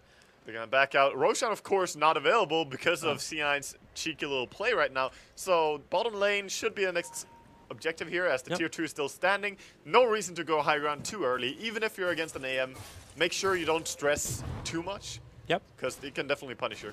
Yeah, just be comfortable. Like take the farm in the jungle, push the lane out. Look at that money. Like, he actually managed to recover really nicely. Yeah, he's almost a call. If he gets that BKB, then again, the Blade Mails won't even affect him. Not to mention Anti-Mage, Mr. Vladimir's offering, who he has bought it now. The courier's going to transfer it to him. He's up in the Dire jungle at the moment. Yeah. Should we just TP more up? Yeah, MMY and Sylar already preparing for the defense on top lane. Yeah. But that also means that C9 managed to avert the tier 2 bottom pressure by just going up here and pressuring aggressively. There's your Nightmare, starting on Bone 7, use the Glimmer Cape to get in close, homing missile and call down, the Fissure follow-up into an Echo. Well, not even the Echo, it was just a normal totem stomp. Middle lane, Envy, first stun. Do they have enough damage before he can blink? And the answer is no. He is running himself away, maybe had that double damage, which is why I thought maybe they would have enough. Maybe, but the Vladimirs provide some good armor. He has 15 armor before the presence of the Dark Lord, so he's pretty hard to bring down with the right clicks. And of course, Spell Shield works wonders as well. But this, this Leshrac plays an interesting, like, semi-core role, as you said, because him and Shaker are both pretty rich. Playing around Envy. Envy is like surrounded. He's surrounded by 3. He's just going to blink into the trees and TP out. Bound no tell. He won't be so lucky. He does have a TP scroll available. Try and juke it around the tree line. Decrepify. He's waiting for the stun, but the stun's going to be the final death blow from Zhao Wei. This ward keeps pestering them. But still, though, with all these deaths happening, they're still trying to keep the pressure off. But now, finally, it seems the LGD are going to try and get the tier 2 bottom. Can they set up for top in any way? Not really. They need the clockwork. It's kind of impossible as well when you're going into a gyrocopter, because he's just going to pop BKB, call down Rocket Barrage, and even having that Eagle song now just casually sitting on him. He's so strong. Yeah. You'll probably find yourself dying 2 heroes to probably just get the 1. I mean, this game, every trade and everything that happens, you have to go from the disaster perspective. You have to think, okay, the game was absolutely terrible, and what can we achieve now? They do have a mech on their Pugna. Just the issue is it's 25 minutes in. It's a mech on a Pugna. Zhao Wei, well, a little bit too close. They're going to pick him up, throw him back. Force stuff, he'll actually die. Very nice. Misery picks up 707 gold onto his Rubik and shared gold in the AoE there as well. So 1,285 gold for 1 kill. I'll take it. Not too shabby. Not too shabby at all. And that's a slight overextension. But before Zhao Wei died, he bought his full BKB. Yeah. So he doesn't lose any money for it at all. Yeah. He just gives money for it. Well, C9 are going to be fine with that at least. They just want to get something back. It's the only good thing about losing really hard is you get a lot of money. A lot of money when you kill someone. Sylar's trying to force Envy out here. He actually started a homing missile in the tree line. It's got to follow all the way. Yep. But it at least lets him know where Envy is for a very, very long time. It's going to point towards the target. Yeah. Script knows what I like. Yep. Follow the globals. Yep. Definitely. Oh, he's here. I like how he just turned so sharply like, oh, over here, boys. Okay, so let's see what LGD are trying to do right now. They have picked up an item on Shadow Fiend in terms of the Yasha. And he actually has the full Sanch Yasha on the courier. He's going to deliver that after a TP scroll as well. Perfect timing. Like, it's actually perfect considering he's going to need all the life points he can get up against Lina. Because it's now an Aghanim Scepter for Fader. He's not a level 3 Laguna Blade, it's just a level 2 ulti at the moment. But that's going to be where you might be able to get that quick pop and give an advantage during a fight. Yeah, definitely. It's just the fact that you can do it through spell immunity. You can do so much damage with it. You still just have to be careful about that disjoint nightmare. Yeah, of course. Like, you can't really prepare for that, though. Mamaya was just a beast in that fight, being ready for it. I mean, Shadow Fiend still died in the end, but he took a lot of resources, a lot more than was initially intended. So, Anti-Mage farmed up to 2.2k gold right now, probably going to go into Yasha after his Vladimir's. He does reveal himself here. Envy? He pops the BKB. Yeah, it's a 10-second one. Envy, well, he's got mana for... okay, he's got mana for Blinks. Xiao was like, there's no way this guy's going on me alone, right? I think he actually wants to try and kill him. Like, Envy's gone in so deep into the tree lines, turns on the Edict. Oh, now, Xiao, does he? Does he? No, he does not. Always try. Just try. For us, dude. For the casters. For the fans. Silas almost finished a full butterfly. He's got 2,300 gold. Assembling all their arsenal so that they can go high ground in one convincing manner. All they got to do is wait for next Roshan, really. Yeah, and Roshan doesn't spawn for another minute. Yes, Aegis is definitely one of their I should make that 10 to 15 seconds is when Roshan spawns. That's a big difference, Toby. It is. Or 45 seconds, amazingly. And Math is easy. Smoke's going to break, and do they actually see him? Okay, now they don't get a glimpse of the smoke, but they do see Fader coming out of it. Oh boy. Meanwhile, in middle lane, Eternal Envy caught out by the entire of LGD. They might just skip Roshan, actually, and just go a little bit now. Yeah, go for the GG push. Even if you force a buyback out from Anti-Mage, which he doesn't have. Actually, there's no buybacks for C9. That's the test. You test if there's a buyback. If there's not, you're going to force the tier 3 tower, maybe. Yep. And if not, if he does buyback, you just back in Roshan. This is when that creep wave has to die before it hits the high ground. And one got up. The backdoor regen won't turn on now. It just got close enough. Bone 7, we just had. He's coming out of the side inside the trees. They forced off MMY in, and then the hook shot down. The cogs, they actually BKB and forced off everybody back out, apart from MMY. Back underneath the tower, Gyrocopter just gets popped by the Lina with the Bane down. Who needs Eternal Envy when you got the rest of Cloud9 to defend? That was such a good play by Bone 7, Fada, all of them actually. Misery and Pugna, of course, doing their work as well. And they just won a fight 2v5, or 4v5. Yep. Against LGD. That was okay. And now Cloud9 have to make sure that LGD don't just slip themselves in and take Roshan. And you'd probably also think for some dire defensive wards, like this one ward they have inside the Radiant jungle is now getting dewatered by Misery. So they understand both Pugna as well as Rubik are hovering around the jungle. New meta. Only 2 Linas in 1,700 roughly games have picked up the Blade Mail. But, you know, if it works, it works. We'll see. Now he actually has some items at least with the Aghanims, 2.8k gold and Blade Mail. Some pressure on the bottom tier 1. Doesn't seem we're going to have one of those hero towers that lives still 65 They'll minutes. fortify on this Nether Blaster or else they lose the tower. Or actually, no, the tower remains alive. Misery blinks into the tree line and away to safety. That force stab as well by No-Tail, he just barely got across. Deny the tower, deny the tower. The creep wave's going to kill the tower. That's like so much money they're going to let have. Money. Now they jump in to take Roshan. So it's like, okay, who cares about towers? You can have the money. We're going to take Roshan. The creep wave is spoiling this, though. And Bone 7, like, is he going to pull a Bamboo? He has to. If you get the chance to, you should try.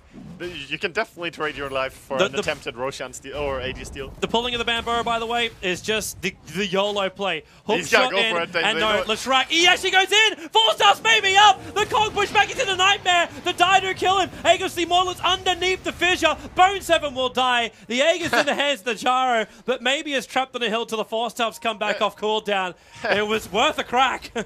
It was worth it. I mean, you should always try for that if you're Clockwork in this scenario, because he's dead for 30 seconds now. Of course, the enemy's going to try and push with the Aegis, but for just 25 more seconds, I think they can spam out and keep the base safe. And besides, if you do manage to steal it, it's such a big impact. It's one of those medium risk, extremely high rewards scenarios. Yep. A Blink Dagger on Shadow Fiend now. So with the Fisher and Cogs and stuff like this throwing down on the ground, he just wants more maneuverability. He wants to be able to get in there and deal his right clicks. Of course, with a BKB as well, he can blink in an ulti. At the same time, though, I see the man on Envy, and I'm seeing an Anti-Mage get into a position where this game is going to get massively drawn out. If you're thinking that this game's going to be over before an hour, grab yourself a beverage. It's probably not going to be the case unless Envy blinks into MMY like he did. They could follow with a Fiend Script. The Slave just showing the fact that he's there, and there's the Fiend Script. Edict, stun, Envy with a call down, and Laguna Blade. Leshrac will pop, but you lost Eternal Envy for that one. I like how Fada is just like, hey guys, what's going on here? Oh, just zaps away the Leshrac, but still a trade that LGD would happily take any time of the day. That's another minute without Envy. But it's also probably more important the fact that Envy's down for a minute. You think about how much money an Anti-Mage can like gather from just killing creeps and waves in 1 minute. Like you're losing at least 2,000 gold from that. You're losing a lot of golds. Like the fact that you die and lose golds from that, and then that you're not farming, yeah, it deals a very heavy economic damage. But it's not too bad for C9 since the Leshrac died at least. There is no high ground pressure during the time that Envy is dead. It's just that the enemy team is farming, and you have to play defensive with the rest of the heroes. It's just also looking at the KDAs. The bottom two, it's a 0.84 Pugner, but it's a 0.4 Anti-Mage. Hey man, I still believe. Not even an assist. He hasn't helped to get a kill. He tried to snipe one in the mid when he came in for the Mana He tried Void. to steal one, but he didn't want to help. But it's the plan of like what Cloud9, like what they like to do, and what most teams when they play an Anti-Mage would like to do. It's like, you know what, guys, I'm gonna go farm as Anti-Mage. Like I'm gonna try and slip behind the defense and just grab whatever kills I possibly can. And that is why we have a thing called... You guys deal with everyone else. That's why we have a thing called typical AM contribution. Yes. That is... It was more of the thing when people actually played Anti-Mage a lot. I think Envy might be dying here. No. It's an invis rune. He's going to TP. He's going to leave his illusions behind and just TP out. But MMY had an invis rune. He's a mastermind. Look at that. Actually, LGD, this is one of the best positions for Cloud9. Look at the two wards, that one ward in the mid. It's just seeing the high ground nicely as well as the back part of the lane. However, they do have this little... thing called the gem coming in here. It's just gonna pick off the Radiant Ward as he walks over here. So Radiant Ward is gone. No, he's not holding a gem.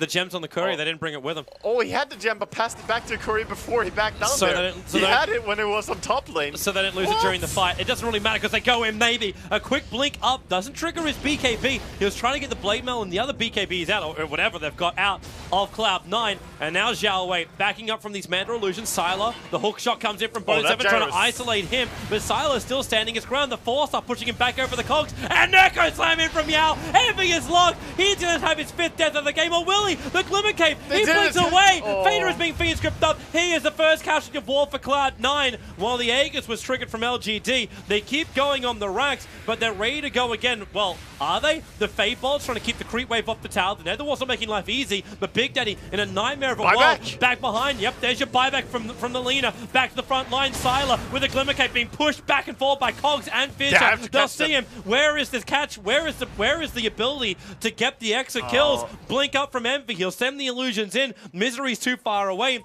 LGD are away from this. Oh, Toby. That's really harsh that they couldn't find anyone there as they were pulling out. So LGD actually get away after losing their Aegis, of course, but still dealing some damage, taking away the tier 3 tower and almost killing range racks. Harassing the melee racks doesn't really matter. They're probably not going to be back before it's full HP again. Yep. Maybe if they regroup immediately, but it's more likely they're going to wait for the next stages. Wait for the next big damage, dealing out him on Sylar too. You can pick up his Demon Edge now with 3k gold and that Gyrocopter. He needs both damage and HP though, because look at how easily they burst him every fight. He needs the Satanic very badly. He's actually going to go directly for that. There's your Reaver, you're right. It was not really a surprise because every fight he's been punished by this Lina. Fada has been doing a good job just going on him with the ulti, bringing him down. This just adds more pressure though to the Shadow Fiend. But he does have 4k gold over from this SF. Is this one of these games where you just go for tankiness and say, you know what, let's just go for something like a Skadi as opposed to... just walk in? Yeah, as opposed to picking up something more like the Monkey King bar. Because it could be a Butterfly coming in from the Anti-Mage next. I believe Skadi, Butterfly, and actually Assault Cuirass are all good options for the SF. Okay. Any of those will work well here. LGD smoke time. Pugna living life on the edge. He's going to TP. Doesn't break the smoke of anyone from LGD. You also have Eternal Envy in the neighborhood, and then blinks up. Still no smoke break, and they're blinking around trying to see where the smoke's going to go, and nope, they're all home safely. Yeah, everyone gets back home, and we get our answer for the SF. It's going to be a Daedalus build. The Daedalus going straight into the damage. Pretty sensible choice as the Reaver comes out from a gyrocopter, going into more damage. It works really well with the Necromastery, because all that 72 damage that you have stolen from Necromastery will be added into your crits, of course, and you can crit that. It's also a good way of making the most out of your stun times, because you kind of want to kill them up before the rest of C9 can arrive. You might just have like the Earthshaker control, the Shrek control, and then the Bane. That's it. You're out then. You know what they need in next team fight? What do they need the next team fight? Some True Sight against that Glimmer Cape. That Envy got away because they returned the gem. I mean, yes, you don't want to give back the gem to the enemy team, but they didn't deward, and they also didn't have vision against the enemy carry. But who do you give it just to? Blinked away. Like at this point, you almost want to give it to Xiao Wei because he seems to be surviving the longest out of everyone. Like maybe he's going to be a big target now. The Gyrocopter was already a pretty big target. I think it's still fine to have it on Bane, honestly. On Bane? Yeah, he can just run in with it. Because if they go on Bane, that's fine. Every fight, they're just going on the Gyrocopter. They're going on the Leshrac. They're bringing, you know, they're trying to bring down these important targets. They're ignoring the Bane a lot. I mean, even Shaker, he has 0 deaths. He has not died a single time. It's a good stat for Yao. 6-0-11. Yeah. That's a really nice day. Misery. Oh, Fisher. Oh, no, he actually went. Oh, he actually Envy. Envy's in the, he's got no blink. He's got well, he has blink. Yeah. But he doesn't have a TP scroll at the moment. And they actually looking and for MMY's going to find Bone 7 in the tree line. And well, where's your stun? There's a blink into the totem stomp. Bone 7 called out with a follow-up of Shrek stun. He's going to go down. While Envy is now moving towards the Dark Zone. There's a massive amount of space created in this. I mean, they chased them for so long. Clockwork once again dead for 35 seconds, but that just means Envy's gonna farm the enemy jungle. When they push down mid, he might even go and hijack the mid creep wave. Is this enough though? Like, okay, so Envy's gonna get big. He has no TP. He needs to. Yeah, he kind of needs to get Don't TP. C9 this.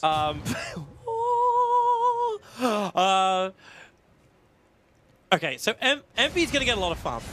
But I'm not seeing it being enough to handle both a Gyro and an SF. Even with like a level 3 Laguna Blade Aghanims buffed up attack, it's still not enough. And then you throw like an Earthshaker on top of all of this, who could cause severe havoc for your entire team. And Earthshaker is actually building a BKB of all things. Envy has the tough choice now, actually. Like, when it comes to itemization here, there are so many things that he needs. I think he's going to have to farm one more item before he becomes really relevant. He's going BKB. Yeah, he's going to go BKB now. He is thinking about the buyback, whether or not he wants to keep that, so he does keep it. But yeah, as I was about to say, it's extremely hard to say BKB or go into the Basher or go Butterfly. Those 3 would be the ideal choices. The Basher would make a lot of sense, but at the same time, like if he goes in for Abyssal Blade and this SF, well, I suppose the SF's also in a position where he's feeling pretty 6-slotted. So you're probably not going to see a Butterfly out from him anytime soon. It's just save the buyback and end the game. Yeah. But you're already up against a Butterfly and a Gyrocopter. So the rest of your team has to do the damage against him to kill him. Definitely. So this is probably the best choice, just going into the BKB first. But until he has a Basher on AM, he can't really bully one guy that hard. He can run after them, but there's not that good disables on the side of C9. Unless they steal Fisher with Misery. True. Cloud9, what's the battle they're up against? It's almost 13 to 14,000 net worth and just over 10k in the experience. It's not as bad as it was for LGD in the last game, but at the same time, winnable. There was definitely a couple of things in the draft that was working well for LGD in that last game. Yeah. Oh, looking at this Rubik, Misery might actually have an Aghanims in this game. He has 3,000 gold Blink 4-staff mana boots, and he keeps farming on the lane, so if he gets Aghanims, he can have a massive impact. Look at all the good spells he could steal. And Roche, of course, being taken here. Aegis over on the side of Gyrocopter. Leshrac picks up the cheese. Leave the casual cloak back in the well, but don't worry. We've got Yummy coming out to pick it up. Yep. Our courier for LGD. Beautiful little boy. And Fada is just like digging some paths on the top side of the map, just cutting himself closer to the creeps and running around. Well, any kind of creep skip or pick up he can get, it's going to be worth it. Like, you'll see Zhao wait in the top, but now also maybe 2 hits. You've seen that crit going to work. Light Strike Array won't do anything. Not after maybe gets the BKB off. So SF, free gold, and also that's a long time on the sideline for Alina, but her buyback's coming off cooldown in 15 seconds. So she can be back for another fight. Yeah, definitely. And 81 seconds. That is not great, actually. She's seen the reaction from C9. They're gonna force have to the bottom this. lane as much as you can. Oh, yeah. Push the top lane as much as you can, and then come back to defend. You know what's gonna happen when someone gets picked off with that. Oh, Envy! The Divine! He's skipping BKB and going for a Divine Rapier. He's pushing with it. Are they gonna do it? They don't want to fight. They want to push. They can't do a base trade. They cannot do a base trade in this one. He doesn't want to fight. He doesn't have a TP. What? He has No! a Divine. We're C9ing this! Go! We're actually going in! He's gonna take tower and go for the tier 4s. We're turning this into a base race, or LGD just play the defense. They pull back. Yao, here comes your Laguna Blade. He's almost dying while they're still ravaging the bottom lane. Fader trying to run out. They've taken out bottom racks. Envy's gonna go to work right now. LGD, where are your TPs? How are you coming back? Silas on the first TP out. It's actually a Rax for a Rax. And Bone 7, there's his TP out. He'll be successful, and Envy actually gets away to safety. They buy space and get a trading racks. What is this? They buy space by buying a Divine. This is the most insane play. I have actually never seen that move before. That's some weird YOLO shit going on here, man. Okay, so he definitely needs to BKB as soon as possible now, because he's running something that he cannot lose. Yes. And when you're it's not sustainable. When you're 0, 4, and 0, split push is the name of the game, so he buys the Divine to do it. At that point, I think we also have to flag the fact that LGD, there was a surprise factor. LGD would not have said, yeah. Any mage bought a Divine Rapier. He's going to have some good damage when he pushes. What ended up happening was LGD, they push in, they take the racks, and then they just stop in the middle of nowhere going, wait, why are we losing our base so quickly? Yeah. Look back, he's got a Rapier. Who's got TPs? I think only like 3 of them actually had TPs at the time. Only the true C9 fans would have seen this one coming. Oh. Like, I'm still trying to recover from this. What is this? So the question to me is, what do you do? Next fight, you have to take it. You cannot split push again. He buys up the entire BKB. He doesn't even have room for a TP scroll. So fighting this fight, now it's all down on this fight. It's an all. Wait, so is it actually just down to the fight, or is it going to be... Well, you're right, because he doesn't have a TP scroll, so he can't just TP back. You can't go for the trade-off. Yep, this is it. This is going to be the moment for C9, the test. They smoke up, so there's no vision for LGD to get that early advantage. The Netherward drop Bone 7, hook shot in, but Xiaowei force up away at the same time. They pick up Sylar. Remember, he's got the Aegis plus the Satanic. Triggers the BKB to Laguna Blade. They're going to bring him down. He did not use Satanic, but he did use BKB. They've still got time to defend this one. Now Sylar back to World of Living. They glimmer and force up him away to safety. So LGD get into a more comfortable position, but they burnt their Aegis, and Good what was lost? so far. Laguna was lost. That was it. And hook shot. Laguna, very low cooldown as well, 30 seconds, and that's going to be up again. So LGD, do you want to keep pressuring here? They don't. They're actually backing off. And we have a Demon Edge on Gyrocopter. Are we going to see more Divines this game? It's what? Okay, so in the first round of games, I'd say the first round being game 1 of all of the series, Knoxville came in and said 4 Divine Rapiers were purchased. 3 of them, actually was it 3 of them or 2 of them were in our game. That was, basically we had the majority of them, and we've already got another one. Yeah, we're blessed with the C9 Divine games. It's almost a shame there's no predictions inside for the main events and the compendiums, or else everyone, actually maybe it's a good thing, everyone will be crying right now. Yeah, magic ends here. Oh.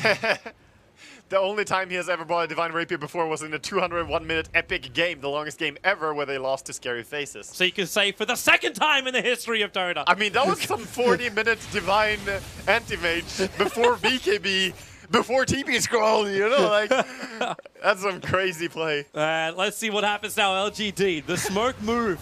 Everyone, 5-man smoke up. They have the way to get in through the mid, but they cannot get high ground vision. Sentry wards, observers are down, and Misery's also holding on to the gem of MMY. And 5.4k golds. Yes. I mean, Misery why? Misery could buy so much right now, but he wants to have buyback very badly. He could even go for something like a Scythe of Vice at this point. He should go Aghanims. There are so many good spells. Like, he can steal spells from very, very, very far away. When you have Aghanims, it gives longer cast range, and it also reduces the cooldown to 2 seconds. So, yeah. Going from 16 to 2-second cooldown on the spell steal, I mean, it makes a world of difference. Cloud9.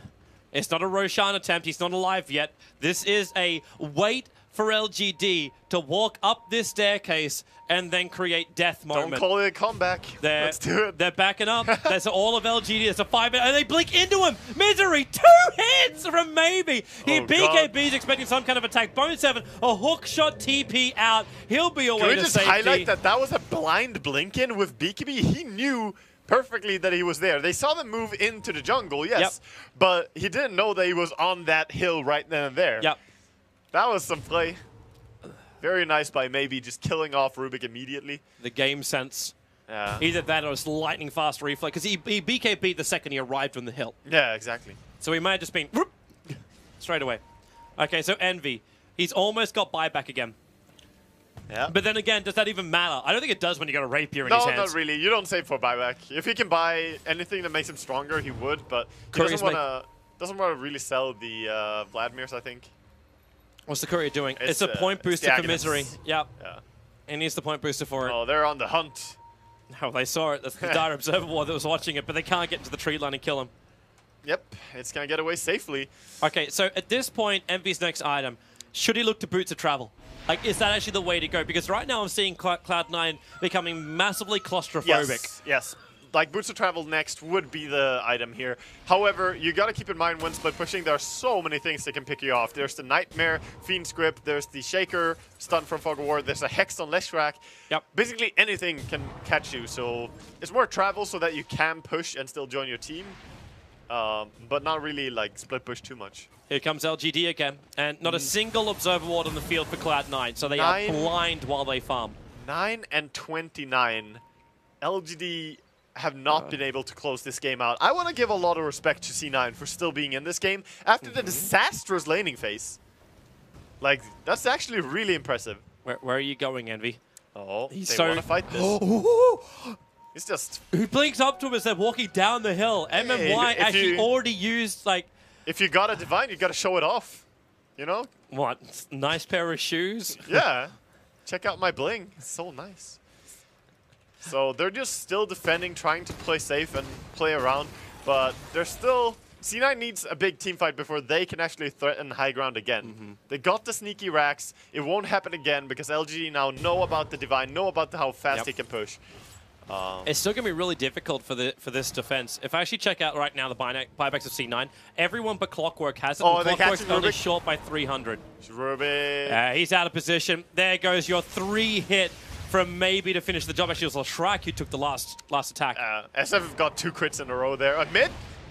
Yep. They jump in. There's your Fiend Script. They hold Fader. Hookshot up, but it only connected on maybe with Fader. The BKB's helping him survive and even move back with the extra Glimmer Cape. They've committed quite... Now the fissure, stolen by Misery. They're force-staffing him away as fast as they can. The Fadebal's still kicking in. And LGD... They're poking and prodding, looking for the opening, but cannot find it. That was a very nice save onto the Lina there by Bone7. He was actually medallioning her, because I was wondering, how are you not dying to the Shadow Fiend right-click? And then I look at her, and she had plus 20 armor because of their item build, the Blade Mail, and also the fact that they had Vlad's and Medallion there. So even with the SF presence, so much armor on the Lina. LGD is going to be so sad. They got a double damage room, but Roshan's spawn time was about 30 seconds away at the time. Yeah. So they're incapable of getting that. By the way, Rubik did buy back during that fight, so his Aghanim has obviously been delayed. Don't know if you mentioned that, but it's Fader's getting more and more money as time passes on. He might even get to buy a new item and still have his buyback if he wants to. Yep. Clockwork will sacrifice his buyback for a Solar Crest, but that's perfect. You can throw that on the anti-mage. The poor man's butterfly. Definitely. Poor man's butterfly is still very good. Do you actually now think that Envy could go in for something like a heart and just have the Solar Crest on him, like when he jumps in? You need attack speed. Like, you have so much damage, but your attack speed is still only the part that you get from Manta Style and Treads.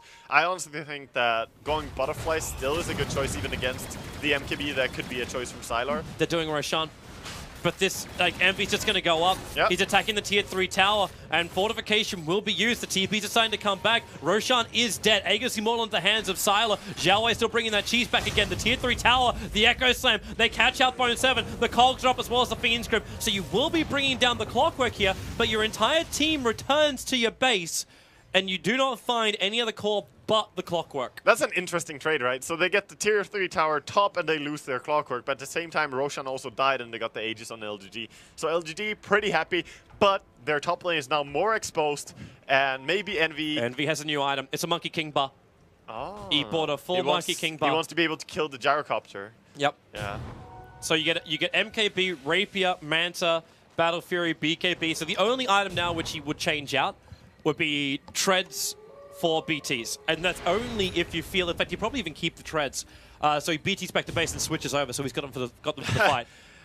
Yeah, you can change the Treads, and later on, at a very late stage, you can also change the Battle Fury into a fighting item, because you don't really need it to kill creeps later on if you do have good attack speed and damage items. Unless you turn this game into a split. Yeah, you're right. Once you get the Mjolnir, they'll still give you your push power and your damage. Yeah. That's true. He could also go into the Moonshard, of course, when he has plenty of gold. Very true. Because he needs attack speed very desperately. You just consume it. That way you don't have to worry about it. You get your attack speed and you still get your BTs. I think everyone got happy when Moonshard was introduced as an item. They're like, yes, we can do something when we're gear capped. It actually makes Anti-Mage better than just any late game hero. Because normally Anti-Mage just tails off at 55. Yeah. Now he's got something. See how they can take this fight. Keep your eye on the Clockwork and how he initiates in this fight. It's extremely important.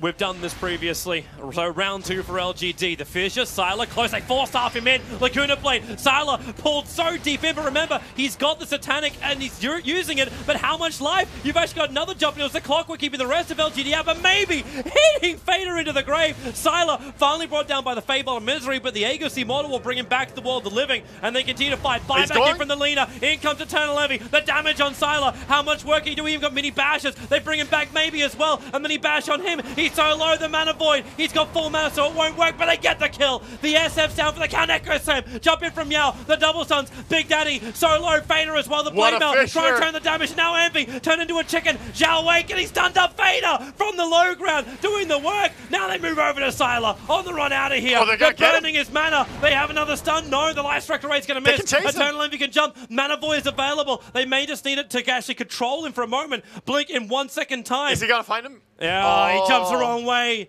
He's running down, not up. Yeah, but that's amazing, though. What a fight. Can I just call out what an MVP Misery was in that fight? He played so good. He shut in the enemy in his base, shut out 4 enemy heroes so that they could not come in and help with that first Fissure. And then later on in the fight, a Fissure that stunned 4 heroes as well, allowing Misery or Envy to just hit everyone. Where are you going, Envy? Beautiful. Does he have damage? Backdoor? He does. There's backdoor. Okay, yeah, yes. The answer is yes. He can battle the backdoor regeneration. He'll take a range Rax and then blink away. The rocket's going to connect, but there's no real follow-up because it's only Sylar left. And you've also Vayne is respawning. You have to respect that. Yeah. He's going to back out, I think. But you got what you wanted. Like, you actually thought, okay, range Rax isn't the best thing since Alakazam. And they but didn't lose it's Rax. still good.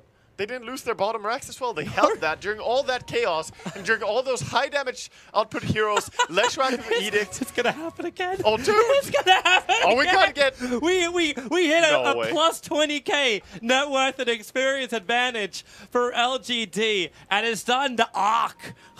Like, are we gonna have 2 games in a row where we have comebacks of 20? Like. Let's not call it a comeback. Let's not do that.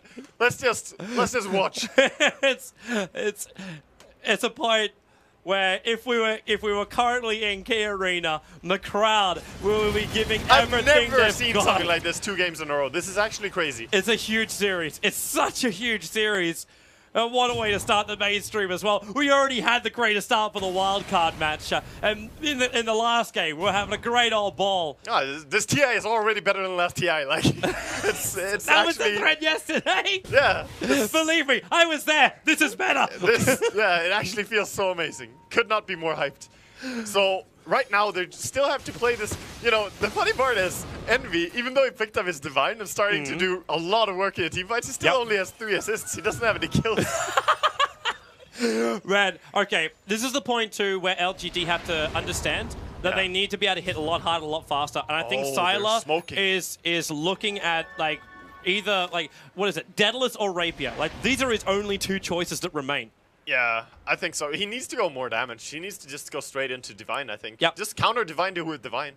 So it's probably the only thing you can do, because there's imagine smoke what hanging in Rubik's going barracks. to do when you've got a rapier over the Envy. Oh, he got a double damage rune. And there's He's smoke actually hanging going to come in. barracks. They're actually going to come in. There's fortification available here for LGD, and with them all together, they're going to beat through and backdoor the racks. The fortification comes, but this opens up for future opportunities. away. Oh, he's just over that. It's the Fissure.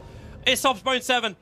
Yeah, they caught Bone 7. Maybe they can catch up. They have a lot of stuff He's like got Force 4 Staff. stuff. Echo Slam. Marnavant wanted to wait till the Creep Wave was there. There's no Fissure available with Rockets. Bone 7's dead. He's the sacrifice. Yep. They forced out a glyph, traded for Bone 7. Yep, worth it. Look at the bottom lane. The Creep Wave is pushing in so heavily. This is the C9 advantage lane, and LGD have to come back to defend this. Either that, or you're going for a GG push. Yeah. But if you do that, Animate's going to buy BTs and go into your own base and take your tier 4 towers, or potentially just your mid-racks. Yeah, this is such a hard game to close out for LGD. I mean, it's still 13-35, and they've had such a big advantage the entire game. 57 minutes into the game, C9 are holding on and outplaying them over and over with less resources. When Envy's that far forward, I always get concerned. Xiaowei could just force off into that side device. Like, Leshrak's got so much money up his sleeve. Every single hero for LGD is doing work. Yeah. But the same thing can be said about Cloud9. Like, Pugna, like, even if it's just a Netherward, it's still helping him out. Oh, the heroes are coming together beautifully, especially the Rubik and Clockwork working together are having a massive impact in terms of controlling the fight, pushing, stunning, all of this. And even just the Solar Quest coming out as well from Clockwork. No, they, like, both the drafts are synergizing really well. However, C9 are able to play around LGD a little bit more. Is it time, Sylar? Is it time? It is. Like, just go Oh, ham. no, he's going Abyssal. He's going Oh. Control Factor over on the Animates. This still works. A lot Animate's of going to come in damage. close, and you get good damage. It's fine. Yeah. Abyssal Blade on Gyrocopter is actually very strong. If you don't want to go for that Rapier, scared of the enemy maybe being able to burst you, which they can. They have Lina, AM, and Clockwork. You are an easy target for these heroes. So going into Abyssal Blade makes a lot more sense to Divine. This is a smart choice by LGD and also brings a lot of damage still. Yes, it's a nice combo, but this will be his last item. There is no more. Then we have Sylar being Moonshard. Yes, there's always the Moonshard. And Travel too. He's got BTs. Oh yeah, Travel 2. Travel 2. Yes. Okay. Then Two maybe, SN2. maybe there's some more things he could buy then. I'm 100% wrong. I'm sure he could buy some salves and go Slazz's way. Yes. What's he got? There's always space the for that. compendium achievement for healing. Salves don't work. 5k gold over on Eternal Envy. Now, is this the point where he starts looking at his Battle Fury? Yeah, it is. Like, it's the next item that you could possibly get rid of, because your BKB, you crucially need it in your fight. He has used it once this game, so it's not that you're gonna need it a lot of times, but when you need it, you desperately need it. Man, to actually have such a long duration battle fury. You got 9 seconds when we're hitting the hour mark again in this game. Like, it's almost unheard of for a BKB, unless it's brand new. I think moonsharding it up first, and then going into travels, and then switching the Battle Fury is possibly the build. We're almost at a point, too, where maybe might consider building into a Satanic of his own. Yeah. Because he's got 5,600 gold and a Blink Dagger. I'm looking for, that's the only item he would sacrifice out of what he's got. That is true. Even the 5-second BKB is still going to be worth it. God, it's truly AM up against these two extremely strong carries in the fact of Gyro and Shadow Fiend. They hit extremely hard, but Anti-Mage plays around them, and he has the Divine. He's the man with the golden sword. Look at the money on Leshrak. He's actually got an ultimate orb as well. This could turn in to being something like a Lincoln Sphere and just protecting else. Oh, Bone 7, they catch him out. The Hex from Xiaowei, the stuns and the damage. Just so good. I actually think Bone 7's the only real man to die in the last 20 minutes for Cloud9. Yeah. I say real man, like not like that. Are you saying that No Tail doesn't count, or what is this? Because he's currently halfway to the Melk Award. Yeah, but he achieved that in like the first 15 minutes, so he's been actually playing very safe later on. This is just so dangerous. I like the timing for this. Roshan's up in 20 seconds time. You just lost Clockwork. That's your scout ability of Roshan. I don't even know which Rosh this is. There's been so many already. We've already had 2 cheeses. Yeah, so it's 5th? I think it has to be 5th. Yeah, 5th. I'm waiting for a nod from Roshan. like Scriff. Scriff is just giving us the... Scriff doesn't know. Yeah. I'm fairly certain it's 5th. He's giving us the subs on left, subs on right. That's the... Okay, let's see. Roche up, and Sylar is actually checking it now. He has 5.8 8k gold, so he has the surplus enough to buy his Abyssal Blade. Yep. I wonder if they just give the Aegis to Leshak here. They pretty much have to. It would make sense. And he's got the cheese slot. on maybe... I'll give it to, like, just leave it on one of the supports. Like, Mama, leave it yeah, maybe. Actually, they gave it. Wait, what did he... He dropped the Monkey King bar to have the Aegis the Immortal. What? Okay. And now he'll buy up. Well, then you would want to Abyssal Divine Blade. more than Abyssal. if you drop the MKB, you want to Divine more than Abyssal, I think. Because now his damage is still the same as when he had the MKB. Yep. It's lackluster at this point. Maybe we got to look at this from a different angle. Where LGD is like, okay, if we're going to go high ground, we need a sponge. Yeah. Well, they're going to have to buy one more MMY. courier and keep it close. MMY, he's walking into him. He doesn't have Blink available, but Yao holding onto the fish. It gets a stun over on Misery. And Misery, he actually saw Fiend's Grip, but Yao jumps in. Laguna Blade almost gave him the kill. They've lost the bait. There's that Fiend's Grip going to work. The Earthshaker control, maybe being pushed back by the cogs of Bone 7. Zhao Wei, he has to use the cheat to try and stay alive here. Now it's a 2-for-1 trade-off. The Clockwork still ended up dying. A lot of disables removed as well. LGD don't have them. Yep. Someone get rid of that one super range creep. It's chasing them and giving all the vision away. But they have to get back anyway. That melee Rex had come under siege in just a moment. Range creep is on to you. Hey, where is Zhao Wei going? He's moving out of base. The observer ward gets deep watered. Yeah. And, so they lose their vision. C9 are now finally getting to feel like the aggressors in this game. For really the first time in this entire game, they are the aggressors, not just the rats. Look back at base, look back at home. It's in trouble. They're trying to creep skip this, but you got 2 catapults and a huge wave coming in. You take out the tier 2 tower in mid, but the creep wave's about to take out your tier 4s. You have to come back. And if they're not careful, oh no, Courier! Courier! Oh. Just the Cardi! Yeah, they micro in. It's fine. You can't micro catapults. yeah, they micro courier.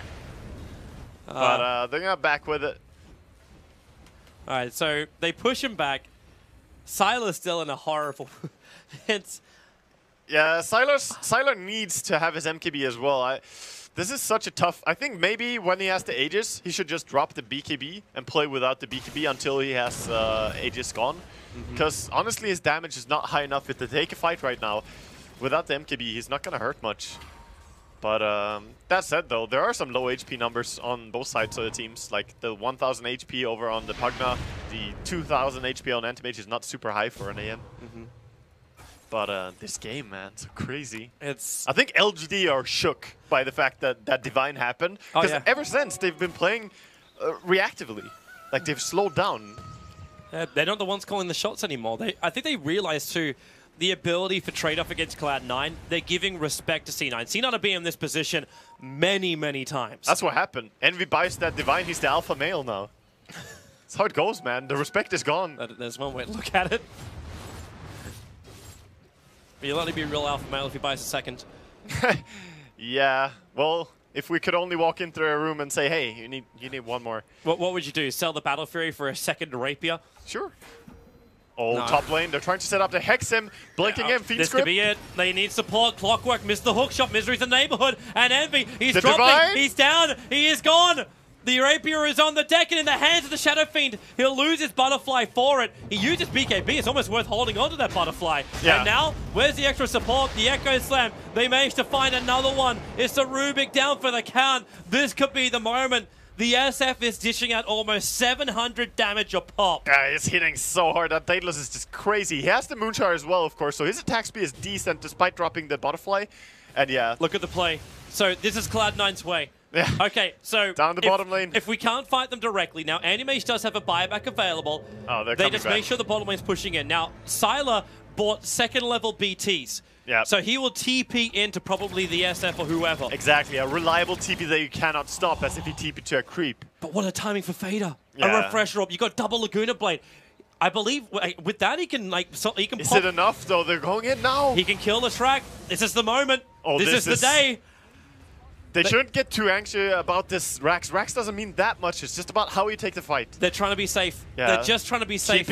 Yeah, they're trying to wait for Envy, but it's 30 seconds. It's a long time. Envy won't buy back unless they contest the third Rax or they go for tier 4 towers. And he'll always wait until Cloud don't initiate. He will have to, though.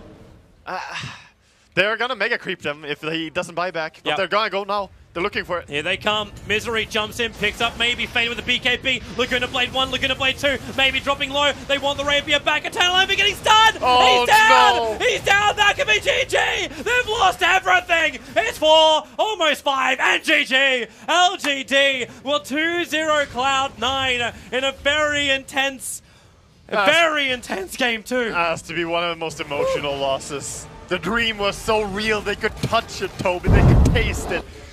But that means that in the LGD versus C9, LGD 2-0 taking 3 points. What a game. What a game to play. Cloud9, LGD, they get the big points. Love them for it. We'll get to have ourselves a breather, as I know you're going to be back with the panel in just a moment. But the next game coming up, I'm excited. You'll be excited. But my nerves can't handle this. We'll be back. Handle it, Waga. Jesus. Find your handles. We'll be back. We'll be back.